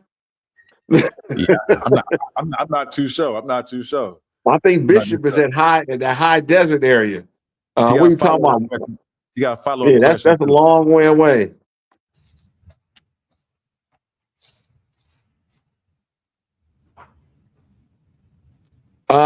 Hit me up on Facebook or Instagram, and we'll talk on the side. There you go. We can probably at least apply baits for the for a shop. That Big we can talk. Big, man. Conversations go a long way. Hey, yeah, for real, man. That's why I'm loving it, man. See, that's why I couldn't wait to talk to you, man, because you are really helping build the fishing community, man. You are a part of this, man. You're saying, and you've been growing, and I've been loving it. I've been watching the journey and loving it. But like I said, I just wish I could get up in it. I remember you had been asked one time before. Was it Steve from deep in the Delta? I think it was. Yeah, I think that's the name of this thing. He asked you about the bank fishing, and I think you said that you was thinking about it one time. And I asked you later on, in life, I said, "Man, you ever gonna do the bank fishing tournament?" He was like, "Nah, that's not really on the menu right now." And I'm like, "Okay," because I was just trying to see where I could. And I'll explain to you why that is. Because of the direction I want this to go into, and the eyes that we're getting on these events. Currently, just trying to get these boaters out is where my energy is going. Right. And like I said, we are going to be an official qualifier for the Crappie Masters National Championship. Come on, man. And so you're gonna get too big for me. That's been one of my goals since I started this. I started this because I wanted a crappie tournament to fish in. Come on. That's why I got into this. And as I've gotten into it and studying and researching and understanding that. Oh, and then also I got into it because I got tired of people dissing and clowning California's fisheries. That was one of the questions right there, man. If this was Family Feud, man, you know what I'm saying? Hey, one of the questions, man, this drove you to launch the Crappie Closet Trail specifically in Northern California. That was one of the questions. Well, like I said, I wanted, and I'll give you a backstory on that. I went to a pair of brothers that run a bunch of bass and trout events in Northern California. I initially went to them because I hooked up with them and was able to do a couple of their tackle events. And I brought them the idea because they already have the infrastructure for tournaments set up. Right. And they didn't seem interested. And so I just needed to figure that out. And the way they went about telling me they weren't interested, I wasn't a fan of. You know, me personally, I'm just a flat out, nah, that don't interest me. Okay, cool. I can respect that. But the song and dance I was given, I didn't appreciate that. And so I talked to one of my homies. He runs the LTA fishing tournaments out of Tracy Oasis, which run currently on Mondays out of Tracy Oasis at 2:00. He was like, man, you can do it. And I'm like, oh shit, I can do it. There you go. You know, and so that's where it came from, was just, I've always been, you know, see a need, feel a need. You know, I've always wanted to run my own business, run my own thing. And people always ask me, oh, what kind of business? And I'm like, it just depends on what the need is. You know, you got to find out what the need is before you can actually start doing something. That's right. That's right. And that's so, how you do it, man. Find that market. And so that's, fulfill that need. And so, there you go. And so there's a definite crappie community in Northern California, in California, period, all the way down to what is it, Lake Isabel, down near Fresno, to Nacimiento over there in San Luis Obispo, to Don Pedro, Maloney's. I mean, I can name off Comanche, Hogan. All of our lakes have crappie in them. The Delta has crappie in it. All right? kinds. And so when I first did it, I did it at the Delta. We had a good turnout. We had 14 boats. It was great. Our man, Obedy Williams, ripping lips. There you go. He won my first tournament. And I said that was the kickoff. And so I developed 4 events after that. And I was trying to go at every lake other than Clear Lake. Yeah. Because I didn't know what the community was like up here. Right. And so, but you know, the showings weren't great. Berryessa went off real good. But the energy I used to even get the first event going, I think I ran out of steam before I could even get to the events following. And so that took a lot out of me. And I didn't realize that was my you know, my lesson. Okay, it's just gonna take more. You gotta grind harder. Right. Nobody knows how many emails I send to companies and sports companies, outdoor companies a month looking for sponsors. You know, and so no one knows the stuff. It's a lot of work just to get and build relationships. And so I had the luxury of working up here last year for like 6 months. And so I was able to develop relationships, talk to people, get to know people, realize that I could make something happen up here. And so that's why I went ahead and did something up here. And I figured, okay, well, now I got to go all in up here because this is the premier spot in California for crappie. Come on. And so, and I dropped it. Hold on. I'll be back. I'm back. Hey, there you go. That's it all. And so by doing that, I said, okay, now I got to go all in at Clear Lake. The muscle thing kind of threw me for a loop last year. So I was sparse with my tournaments last year. And so I couldn't figure it out right and everything. So that's what made me say, I'm going all in on Clear Lake. Right. And so I think it was a success, meaning I got more eyes on it. I've created relationships or created the atmosphere for relationships outside of California.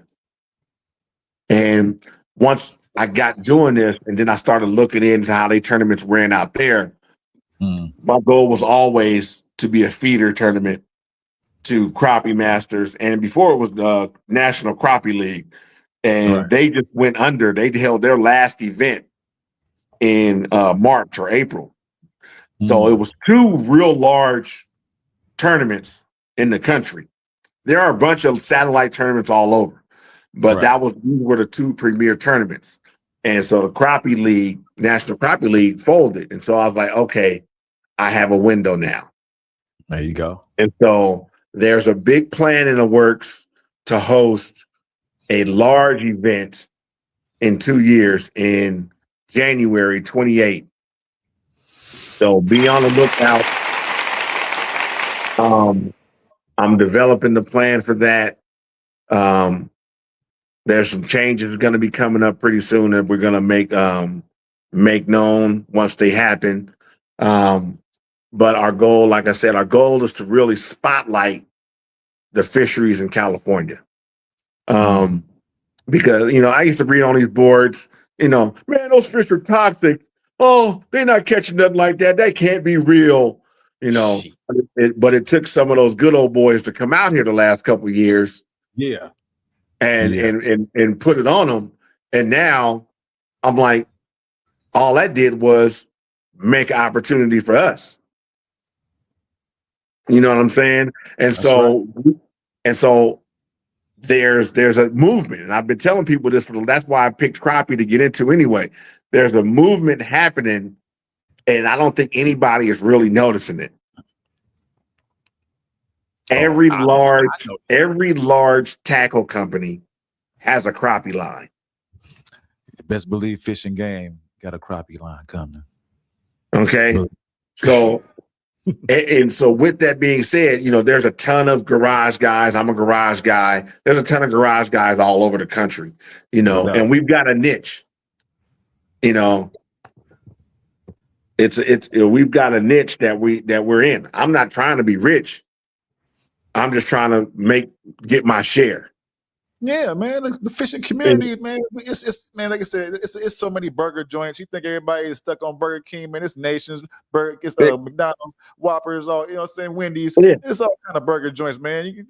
Come on, man. You know what I'm saying? Richmond Bar and Grill. You know what I'm saying? Yeah. You know what I'm saying? And so it's just right now I'm just creating name recognition. I'm supplying a few tackle shops here and there. Right. But when it's time, everybody will know and see Crappie Closet in every local tackle shop. There you go. Okay, we're going to be in, and if it's a tackle shop out there, you guys want our product in, and if you witnessed our product, we're the most durable crappie jigs on the market. We got some of the best colors out there. We got the best monkey milk on the market. My monkey milk is blinging. Okay. And so, and we've got some of the I keep my shapes minimal. I only have four styles that I market. There's no need for me to market a whole bunch of different styles. I have a swim bait, I have a stinger, I have a split tail, and I have a mermaid shad. Those are the 4 baits that I market. I have a curly tail that I'll offer for large orders. Anybody can contact me and discuss what a large order is. All that, I'm open to whatever. You got suggestions about how these tournaments can be better. I'm open to it. I'm not one of those people that's not above criticism, because criticism makes you better. That's right. So, and I'm not doing this especially for me. I'm doing this for the crappie community in California. So if you think that you are a bomb crappie fisherman, you think you're the guy that can put up almost 20 pounds in the winter, and you think you're the guy that can put up 15 pounds during the spawn, then you're the guy that needs to be coming out fishing these tournaments.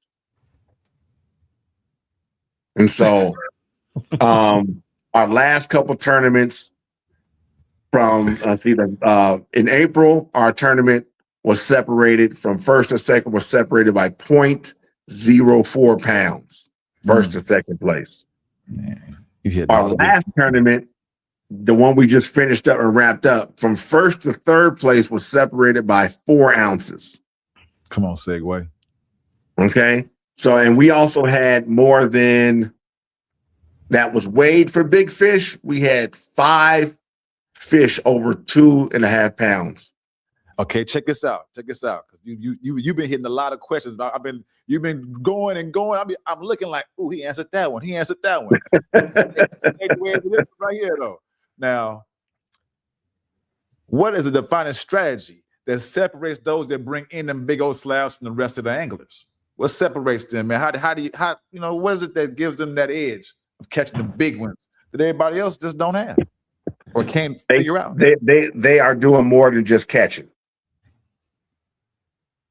So that's a statement I made to my partner the first time we went out in the tournament. I said, we can't get caught up in catching. I hear you. You said that struck a nerve. You're right. Just because you're getting it now, we're looking for that boy. But if you out your tournament fishing, we can go out and catch 2,000 crappie. Right. That's why we run the tournament from December through May. May is March, which is a transitional month, and May, which is the end of spawn, towards the end of spawn, are the 2 toughest months to catch fish in. And catch size. Right. So March is transition. Why? Water temp fluctuates so often that these fish will get triggered. 3 or 4 days of water temp in the 60s, the majority of those fish are pushing up shallow. But if you have a cold front come through in the middle of that, it startles them, it confuses them, and so they'll shut down. So now you got to find stable water, stable warm water, and so just finding where that water is will help you catch those fish. That's how March works. Okay. December, January, February is weeding through the mosh pits. And if you don't want to do that, it's pre-fishing and finding your fish away from those community holes. Right. There you go. You can get on those community holes and you can get them. No problem. You can get you can get 4 or 5 3-pounders. Because your goal from January through into March is 15 pounds. If you're not trying to get 15 pounds, you might as well go. Hey, that's a 5-fish limit, right? That's right. We do a 5-fish limit. That's right. And so we got 2 years ago, we had a 3.9 pound crappie caught. That team had 14.5 pounds. The next team had 13.9. The next team behind them had 13.4. The team right behind them had 12.9. That was February 28th, 2025. Yeah. This year in February, once again, were the biggest weights. We had a 14.1 and a 13.4 or something like that. And we had multiple 3-pound fish weighed. Yes, sir. So that's your goal from December through February. You're trying to get 3-pounders. You can't put that in a boat less than 2.5 pounds.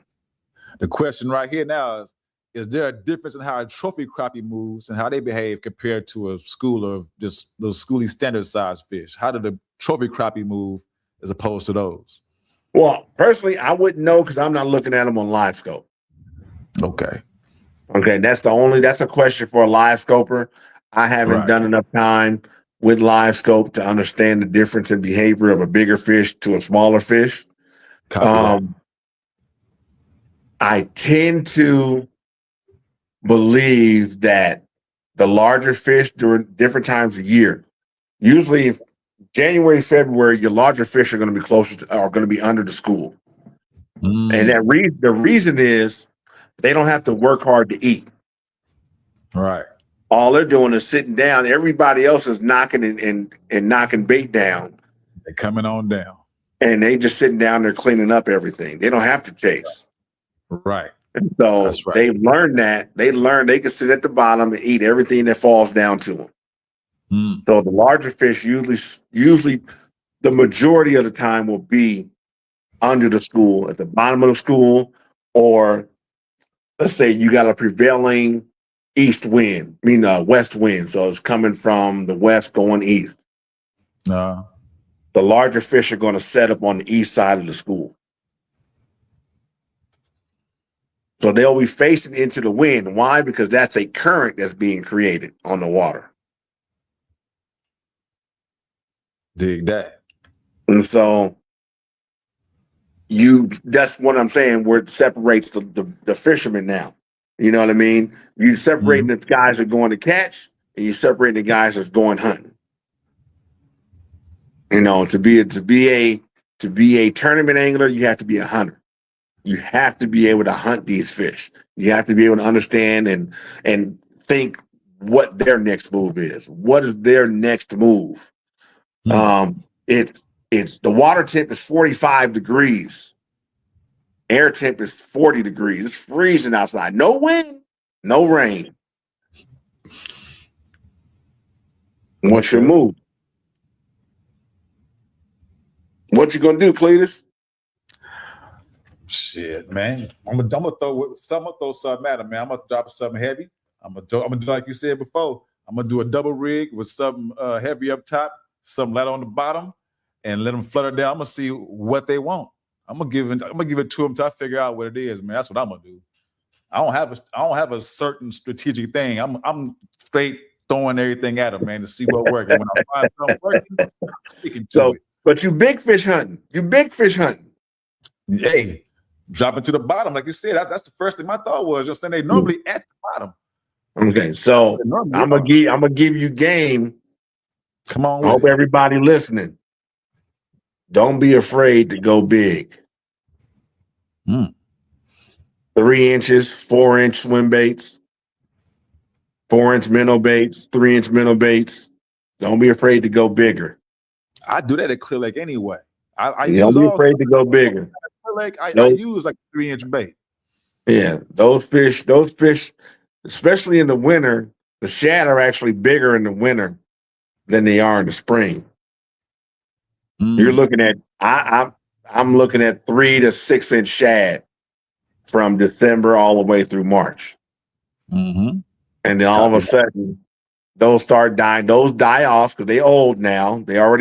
Shad don't live but a year or 2 years tops.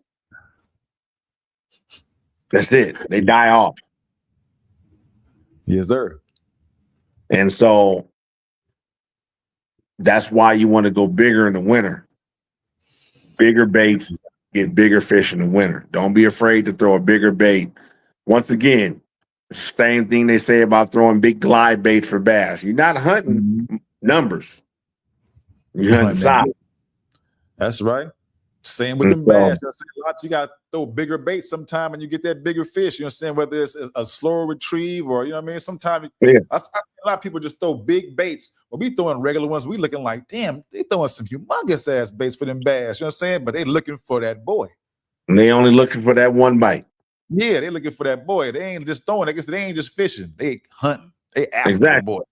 Exactly. And so that defines how to approach a tournament. You know, the key is what everybody should do. In a tournament, you always want to get your 5. Get your 5. Get 5 fish in the box. Do that quick. Because that gives you the luxury to go hunt. There you go. Because you already got something to weigh in. No matter if it's a winning bag or not, you always want to weigh in. So, you got any more questions? I'm about to go into something real quick. I don't know, man. My next question was just gonna be, what made you create Crappie Closet instead of just buying whatever's on the shelf, just going to Walmart and getting regular little jigs and just fishing? I'm glad you asked that question because I got a perfect answer for that question. Let's go. So the concept first came, Crappie Closet came. Me and my brother always been talking about running a business together. But we have two different minds, two different approaches, everything, you know. And so we had talked about it, and it was, I mean, we were, you know, thinking locations. We were, you know, it was a serious conversation. No doubt. And it was, I was on a cruise, relaxing in the Bahamas, chilling. Talking crappie. Look at him. No, it just, I mean, I'm looking at the water, you know, and I just was dying. This was like, I was actually thinking the name. I need a name. Gotta be crappie something. And I had to dig back into my hip hop days. Anytime you double letter something, it always hit. Come on. You know, and I was like, it's gotta be a location. You know, I was just, everything C was something C, and then closet hit. And I was like, Crappie Closet. Because we were trying to open a store. We were trying to open a store. So what better brick and mortar? Man, we about to go down to the Crappie Closet. And we about to get the best dressed jigs, you know. Hey. And so, and I, as soon as that hit, I'm on the cruise. I'm emailing. I'm trying to get applications for wholesale. I had like 10, 15 companies application for wholesale. And when I got back, it was like, so what you want? Oh man, I said, okay. And my wife had already gotten me some soft plastic thing or something, a mold already. And then she bought me one little generic thing, and then she bought me something. She saw me playing with it, and she said, she bought me something else. It was a little 3-inch swim bait. Right. And so me and my son, my younger son, had already been trying to figure out how to do it. Because our favorite bait was by Yum. It was a curly tail, but it was a zipper body curly tail. It was woolly curly tail. Right. And they stopped making it. I was only be able to get scraps from Walmart because Walmart bought all their leftovers. Woolly Bugger or something like that? Woolly Grub curly tail or something like that. Yeah, it was a zipper body with a curly tail.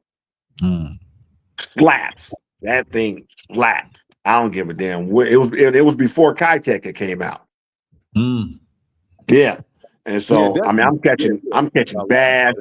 Even off an 1.5 one, I'm catching 4 and 5 pound bass off an 1.5 curly tail. Man, that little ribbon tail killing them. Yeah, and so we was already researching that, and I guess she you know, my wife, she surprised me with some crazy. Sometimes it hit with me, sometimes it don't. You know, but she's always trying to push me to the right shit. So I gotta love her for that. Yeah, and so I just started researching and started watching videos, and I found you had put one of my first gen baits up that you pulled off my Instagram. And then I finally stumbled across the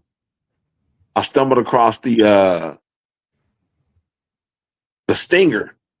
I can't remember which one was first. It was either split tail or the stinger was the next one. I can't remember which one it was.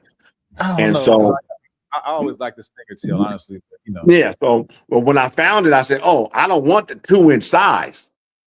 I want something smaller than that." Because on the Delta, we always getting our tails ripped off by the bluegill. Yep. So I went with the 1 3/4, just small enough to where a big enough bluegill is gonna get it.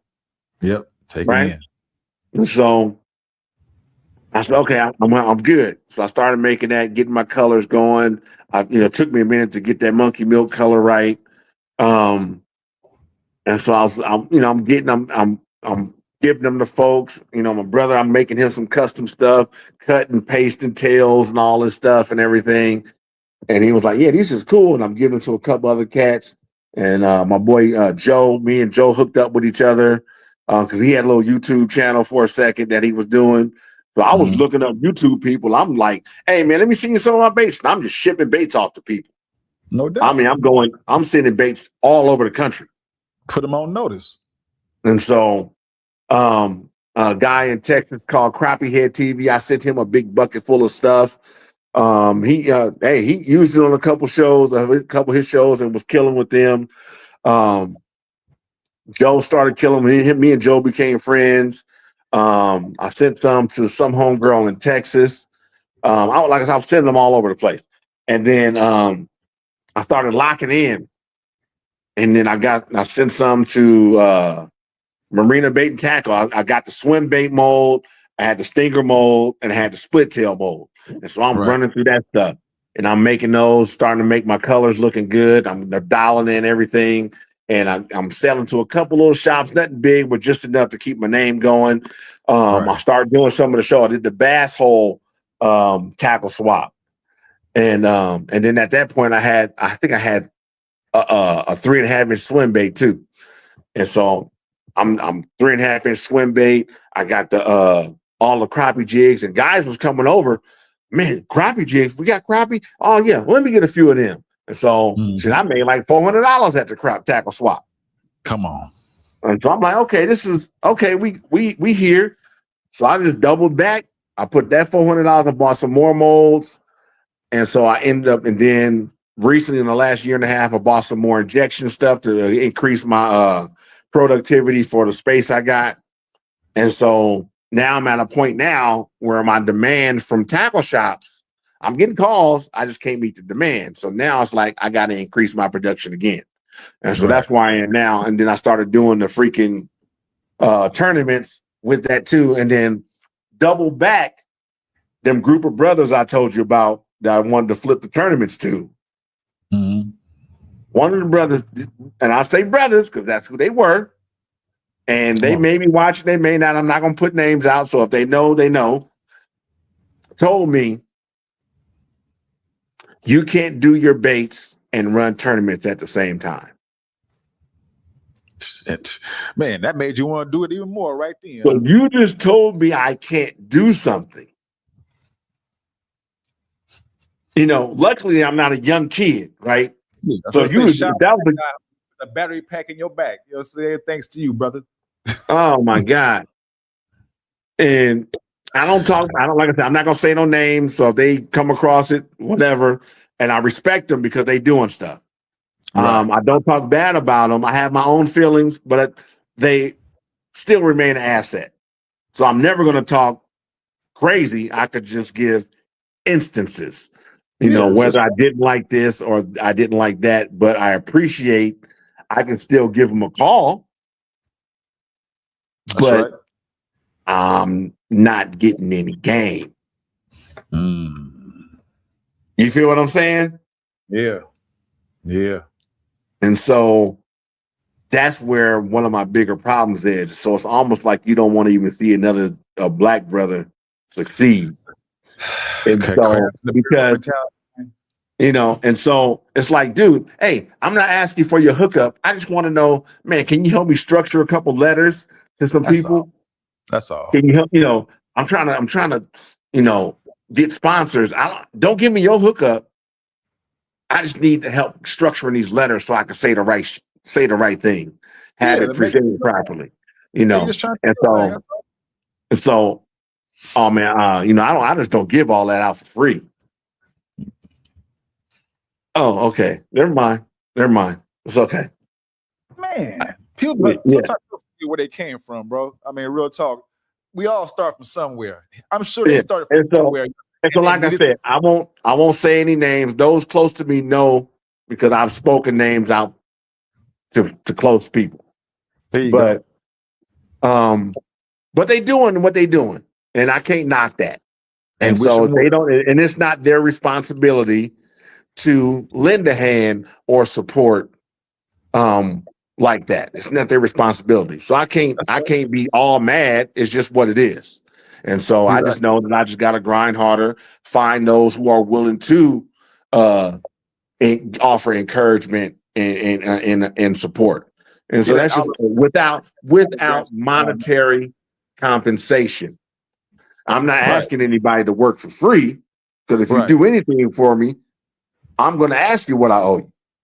Right. What do I owe you for that, man? You was over here doing, but man, you don't owe me nothing. Oh man, shoot.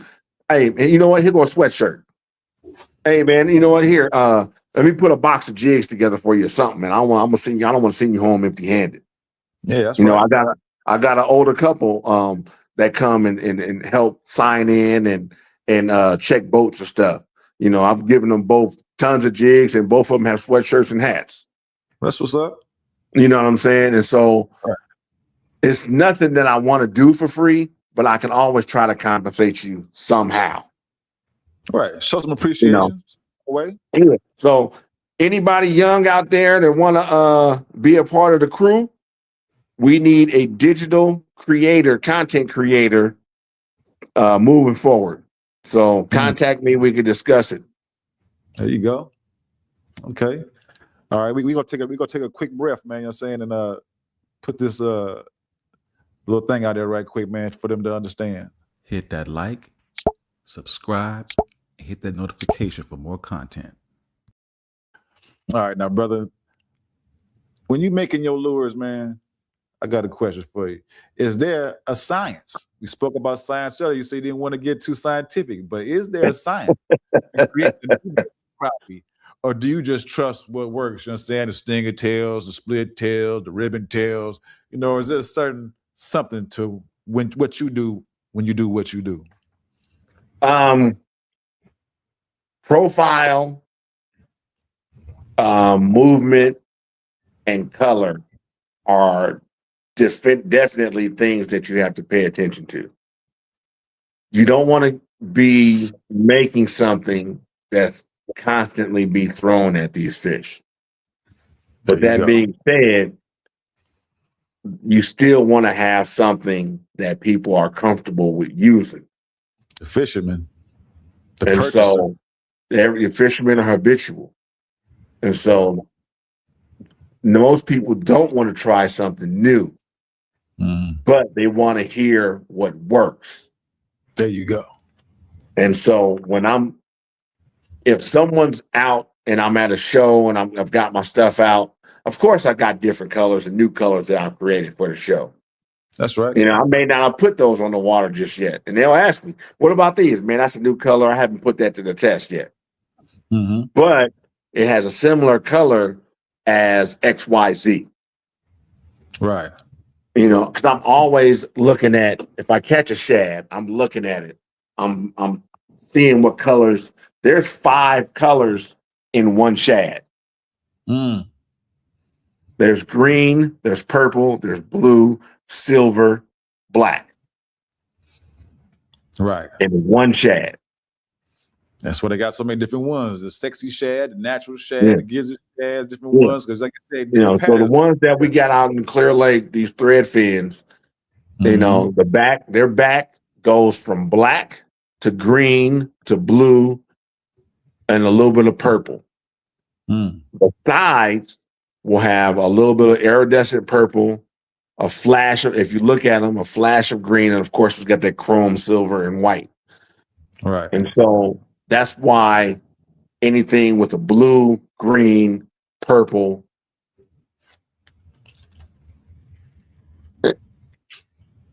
and silver. I heard something outside this house. I'm over here by myself on the side of a hill. So, man, don't get the blanding on my man. You know what I'm saying? They keep the blanding out the camera, man. Hey, I had to turn on my nighttime senses for a second to see what I was hearing. Don't hit the Malcolm X, man. Be sitting up. Don't do what it is. Man. Keep it low. I don't have none of my nail guns in my hand right now. So,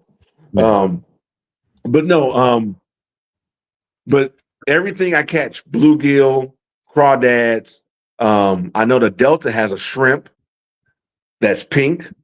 That's why if you ever having a lot of luck on the Delta in pink, that's part of the reason why. I had that morning dawn and all them colors. Yeah. And so the Delta actually made me like pink. It's funny you said that. The Delta is what got me liking pink. Yeah. And so Game. Everything's bait oriented, you know. But at the same time, it still is what I like, what I see, what I like, how would this present underwater? So the majority of my baits either have a glitter or a color shift powder in it, meaning I'm giving it that iridescent tone regardless. Come on. So you're gonna get some sort of shiftiness to the color, or you're gonna have glitter in it. Right. And that's because there's no matte finish on any bait fish out there. Everything out there has a sheen to it, has some sort of underlying color tone to it. Everything. Right. So you're trying to mimic and imitate what's available. And so, does color matter? Yes, but not really. But making the baits where they can be seen is where the color comes in play. That's what's up. You pretty much was running into this one right here, man, about what's a signature characteristic of a crappie closet lure that gets bites when they're being finicky. But you was kind of like touching on that right there, man. Just hitting the different colors. How you know, all my baits have a shimmy, have a bling, have something to it that most of the other baits don't have. Right. And most of the other baits, meaning most of the mass-produced baits. Right. Most mass-produced baits don't come close to looking like mine do. And it's not an arrogance, it's not anything. It's just the fact that I do it on purpose because I want my stuff to stand out and be as different as possible from what's on the shelves. Now, you can go to the bait makers and you can find some totally different stuff. And it's out there. I talk to a lot of the guys. We all talk this mess. And oddly enough, we all share what we use. You know what I mean? Because most of these guys are, you know, we're not selling in the same markets most of the time. So we giving game to each other all the time. Because it's about keeping this part of the industry going. So if I make it to where that guy does a good product, then other people will want to try another small boutique brand, a small garage brand.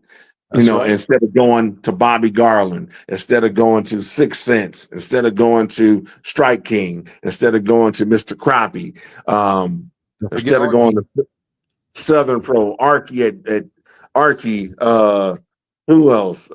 Cream, all that stuff that's made in another country. Southern Pro, I think, is made in America. That's a small company, obviously somewhere in the South. I can't remember. I buy their jig heads. I used to buy a lot of their jig heads a lot. They got some different jig heads. Yeah, I kind of know that company. Yeah. And I still got some of their stuff in my tackle box. I bought a lot of that stuff before I started making. And some stuff that I can't find the molds for that they make. Okay. And so it's just certain things for certain times. You just got to have something different. I mean, I buy stuff out there. A lot of times I buy it to see the color. Right. I want to study the color. I want to look at how that color was done. How did they make this happen? Was it something that I can do? All that stuff. I mean, I'm always trying to figure out how to make something better or just more vibrant.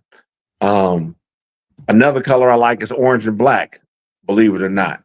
That's the Halloween color. And I put blue flake in the orange. Little twist. I see you. Yep. And so I set those down as a custom color to my guys they were going to one of the Crappie Masters tournaments from Iowa. I got sponsored a league in Iowa. And I sponsored 2 tournament teams out of Iowa. There you go. So I'm saying, man, build, man. You helping the fishing community out major way, man. And you're a part of it, man. And like it's a rising tide raises all boats, man. So, God been blessing you, I'm pretty sure, man, because you've been throwing a lick to a lot of people and God been blessing you, man. And you've been prospering, I think, ever since, man. You've been doing your thing.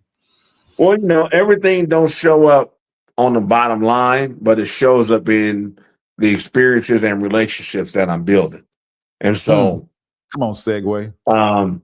That's really the most important thing that I strive to have is creating the relationships, because those go way farther than anything else. Okay, touch this. What kind of perspective has building the business and running this trail taught you? Man, I hate to say, it reminded me. I don't want to say taught, because, man, I already knew the shit was tough. I already knew. It just reminded me how tough building something is. I've built a relationship with my handyman services and stuff. I've got relationships out there that I keep cultivating and making sure that they are well taken care of. And so it's everything I do is to move forward in a relationship. Come on. If you maintain your maintaining your relationships goes way farther than a one-time come up. Man, it's a marathon, man. It's not a quick race, man. It's a marathon. Man. So building bridges, building ladders is the biggest thing. The connection, and they come in all shapes, sizes, colors, and races. And I'll say this to brothers out there: everybody is an ally, as long as you welcome them to being one. That's right. I like Everybody's an ally. I mean, I know I've been in some houses that are from racist people. Yeah. You know what I'm saying? But everybody like money, though. You know what I'm saying? It gotta be a common ground somewhere. You know what I'm saying? People respect at the core a good, whether you're racist or not. I don't think racism is really what drives people. I think it's the hating of your self-hatred is what drives you to be a bad person. And so you could not appreciate another race or be scared of people of another race. But if you respect work ethic and just natural well-being, that'll trump that core racism that somebody may have. Because at their core, they're probably real good people. They just haven't met the right other type of people yet. Right. There got to be some common ground somewhere where everybody can get along and build. Everybody starts on ground zero with me. And so, and until you show your hand, I don't show the hand that I can give you. Yeah, exactly, man. Keep your hands behind your back. And so, everybody can be an asset, can be a building block. You just have to be welcoming to whatever that block looks like. Hey, like this, they say this could be America or this could just be businesses. You know what I'm saying? But all separated. You might break one, some other ones still survive, and so on and so forth. But if you do this, solid. You know what I'm saying? Everybody can win with this. This will knock them dead. All this separate stuff, though, you know what I'm saying? You know what I'm saying? You can lose all of them, you know what I'm saying? And hey, without a thumb, you can't even do much. You know what I'm saying? So we all need each other, man. You know what I'm saying? They used to think this is wrong. That's why we say power. That's what we talking about. We need each other, man. Come on, man. This ain't about just one group and all that, man. It's power. When they say black power, we just talking about us because we always the one getting done wrong. You know what I'm saying? But that's what we need right there, man. Yeah, that's a solid game. You can't discount. I don't discount anybody unless they show that they can't be counted on. And so, it's so many people that I can sit here and thank and appreciate from every walk of life, and you'd be surprised of the people and type of people that have helped and supported this movement so far. You would be dumbfounded of the different types of people that are supporting this movement. I've been impressed. I'm telling you, I've been keeping an eye on you, man. I've been watching you. I've been impressed. That's what I'm saying, man. I couldn't be busy and all this stuff. I said, I'm gonna wait. I'm gonna get my turn to talk to him. I'm gonna get my turn. You know what I'm saying? I'm just gonna sit back and wait. I'm gonna sit back and watch everything. It might even build up more questions for me to ask you. You know what I'm saying? But man, because you on the incline, brother. I'm not even lying, man. I'm enjoying watching your journey. And I'm still coming up, man. I'm telling you, D'Angelo, man, I'm telling you, man, we got to get up in this tournament, man. We got to put a fishing game in the Crappie Closet tournament. Yeah, man. y'all got a chance. Y'all got a chance. Everybody got a chance. That's right, man. Remember that, D. You better listen to this, man, because I'm not playing. I know you ain't playing either, man. I see you out there. Yeah. All right, man. But yeah, man. I know it's getting late and everything, man. So I'm gonna boil it down to this right here, man. Where do you see the sport of crappie fishing heading in the next 5 years or so? Where do you see it almost going? on the same level as bass fishing? It's already moving in that direction. And I say that because bass fishing is, I think, plateaued. I think the poor sentiment in the sport is really bubbling right now. It also shows in the type of baits that they have to come out with to keep people in in tune with the sport. Yeah, like, what else can we do? What else? How can we keep them going? You know, so what else? They keep making it harder. They making it more difficult. I equate a lot of this stuff to fashion, and the reason why I say that is in fashion, those who are run the companies tell you what you're going to wear for that year. Mm-hmm. I can dig that. Programming, like television programming. So if that's this they're putting on the television, yeah. So they tell you. So it's the same thing. Yeah. So it's the same thing with everything. You know, the people that run it tell you what you're going to use. They tell you how you're going to use it. Right. And so, in crappie fishing, they can't. It's too hard to change it. Because it's so much. It's still very basic. You know, it's still very basic. I mean, you can get convoluted with it and everything, but it's still simple. Right.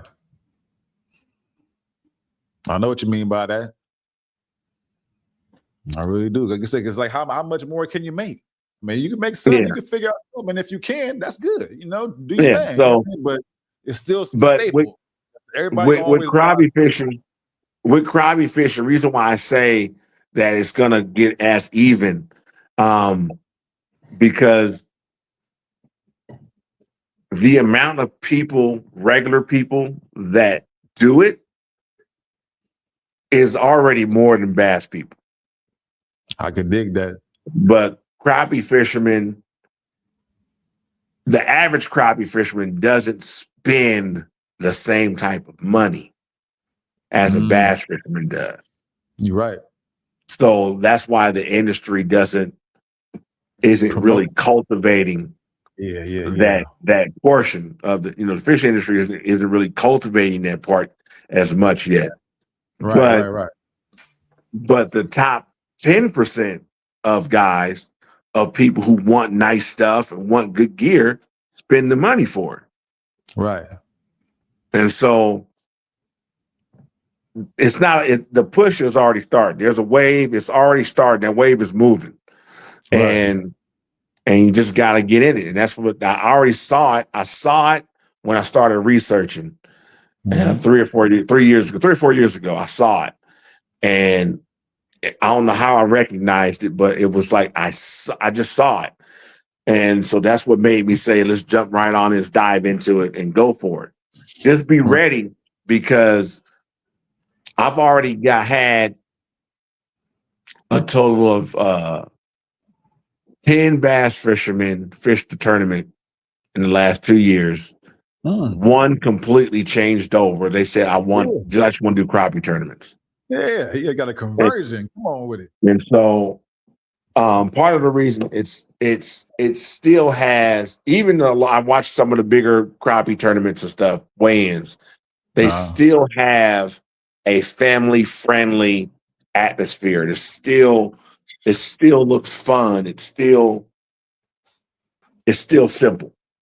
Even with the live scope, it's still simple. Right. And so that's what the attractiveness is to it. And so it's just trying to figure out the balance between everything and how to get more people to jump into the tournament aspect, the competition aspect of it. It's convincing people that it is a game fish. It is a sport fish. Let's go catch our best 5 and put it against somebody else's best 5. You know, there's money to be made. Crappie Masters, their championship is $100,000 purse. Woo. Their regular Crappie Master tournaments are $25,000 purses. I think the first prize is $10,000. And we can go out and we can travel cross country and fish in it. If I wanted to put a travel team together, we could and fish it, but it costs money. Yeah, you know, you can do the bingo all-star travel and crappie tournament.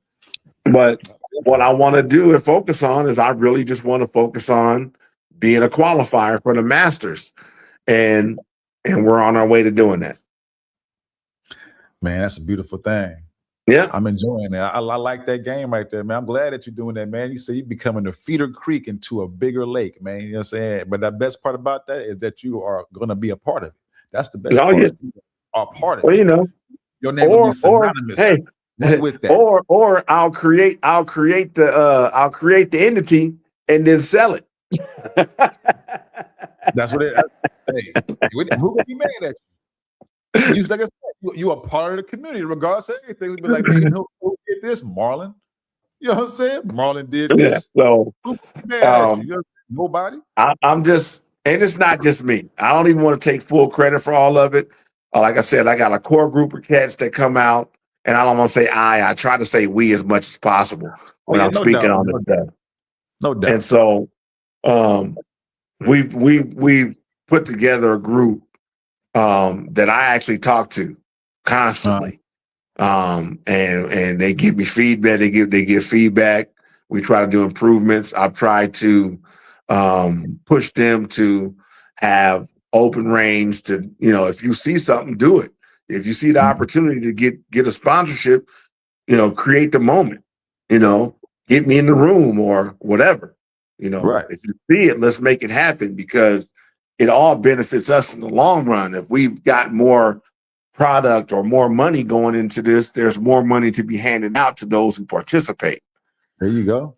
And so, and that's what that's what I'm looking at really doing is I want it to be where right now I give out jigs to everybody who shows up.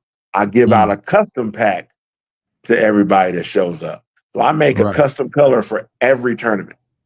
That's what's up. So like there's colors that come out of this tournament you won't ever see on the shelf. That's what's up. I like that. Some exclusive stuff. Yeah. And so but it's fun.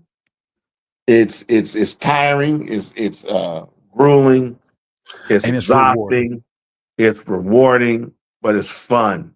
I have fun. There's days where I don't want to do it no more. And then there's days where I can't wait to start prepping for the next one. Yeah. And so then that's just life, period. But I know it's a marathon. I know it's going to take a lot to get to a certain level. But even when I get to that level, it's going to take a lot more to get to the next. And so, don't stop there. And so right now, the goal is to get 20 boats, average 20 boats a tournament. The goal is to get money into the tournament. If there's anybody who knows how to wants a company to be recognized and put their name out there, I have very inexpensive sponsorship options that allows for people to be involved in a movement that's growing and is being seen nationally. We are being watched nationally. Trust and believe there are eyes on what we are doing. That's right. So if you think that you are a company that wants recognition other than just regional or local, this is the brand to jump on early to where you and your company can grow with us. It's something that's moving, and right now it's moving at a moderate rate. But when it takes off, you're gonna be wanting to jump in, and that price is gonna be higher than it was now. So Yesterday's trust price, me, it's gonna. today's price. Yeah, today's price is not tomorrow's price. That part too. Yeah, Man. or did you say yesterday's price ain't today's price? Today's price ain't tomorrow's price. So, Cletus, it's getting past my bedtime, man. Oh no, yeah. Oh, trust me. This that was the last question. I was just finna tell you go ahead and plug everything, man. It said you got the flow to tell the where they can buy Crappie Closet Lures, how to sign up for the next tournament, and where to follow you on social media. You was touching on it, but that was it. You hit everything. You hit every one of them, man. You was shooting all the shots. I'm telling you, I didn't even get a chance to put a lot of questions on because you was nailing them. I had to start looking and scrolling because I had a format. I said, "Oh, he hit it so much." Like, hey, I get going. I get going. Yeah. So you hit them all. Instagram. Man. Follow me on Instagram. Crappie Closet Lures. I believe it's Crappie _Closet _Lures. Crappie Closet Lures on Facebook and Marlin Carpenter on Facebook. And be on the lookout. We got a new page in development. We won't launch it until all the T's are crossed and the I's are dotted. So, Holland Track, September 12th, Brentwood, California. This is going to be a crappie tournament that starts at 7:00. Check-in starts at 6. We are going to have vendors. We're going to have a couple food trucks. We're going to have it to where kids can come fishing out on the docks for free. I'm going to have prizes. I'm going to be giving away prizes to the kids. Every kid will walk away with a Crappie Closet fun pack. We're also going to be doing some games. I got a game that I just created called Bass Cornhole, where we're going to be. We'll take our flipping rods and see if we can flip it into the cornhole. What I do is I'll buy some generic soft hollow body frogs and tie those on, and we try to flip that into the cornhole. So it's just something that we just doing. That was good. I like that. That was so cool. It was so simple. I'm like, how come I never thought of that? I got a custom made Crappie Closet cornhole set. Man, that's the move right there. I'm telling you, that was beautiful right there. I ain't gonna lie. Oh man, shoot. We sit down and think of stuff. Man could have did it, man, but I ain't never thought of it. Use a cup and just do that little cup and toss it. But nobody, not that I know of, got the cornhole game where you really just be flipping and. Hey, my cornhole got Crappie Closet on the top of it. Hey, custom made, man. Custom made. That's how we do. That's how we do it, man. We put hey, man, you know that what is that Dave's hot sauce or Red's hot sauce? I put that shit on everything. My guy, man. Man, I don't even know what I can do for you, man. I don't know, babe. Man, this has been a good show. I ain't even gonna lie. Damn good show. You put it down tonight, man. I feel good about this one. You making me feel good about what I'm doing, man. I ain't even gonna lie. You know what? Everybody got a move to make, man. And once you figure out that move, you just got to start pushing hard in it. And so, my next move is a podcast. I'm trying to get the time and consistency to get on that, and we want to develop a. I can't even say it because I don't want nobody to steal it. Me and you will talk about it later, but for sure. I got something. I'm talking to a friend of mine about it. It's just a matter of us just locking in and doing it. And so it's all California. It's all about California. Everything I do is Cali first. And then if you like it from outside California, I'm glad you like it. If you don't, all we doing is for California.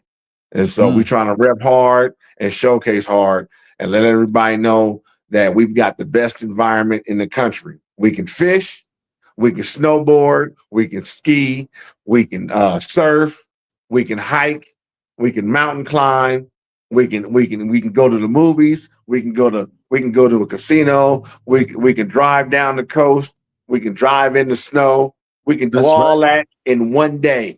You can fish in the creeks, you know, send up in the Nevada in the mountains for mountain trout, all that good stuff. Yeah, so we got trout all the way to tuna. There you So go. crab all the way to we can catch crab, lobster, and crawdads in the same day. What do you want to do? That's California. Man, So, bro, yeah, I we appreciate you repping so hard. much. All right, man. I'll holler at you. Man. Hey, for sure, brother. Have a good one, man. Have a blessed one, man. And I swear to God, man, I don't know, man. Hey, when you get a podcast, I want to just show up too, man. I want to be able to come up and do my thing and talk to you too, man. Hopefully I got something interesting I can talk about too, man. Shout out to Crappie Closet. Everybody that sponsors is down with Crappie Closet, because it ain't just him, man. It take a team, man, to make the dream work. You feel me? Fishing game, man. Clear Lake. Line Drop Podcast, man. Make sure y'all like and subscribe for more content. Man, we up out here. Nothing else to say, man. We up out here, man. It's time to go to sleep. Night, night, people. Night, night. Bye-bye now.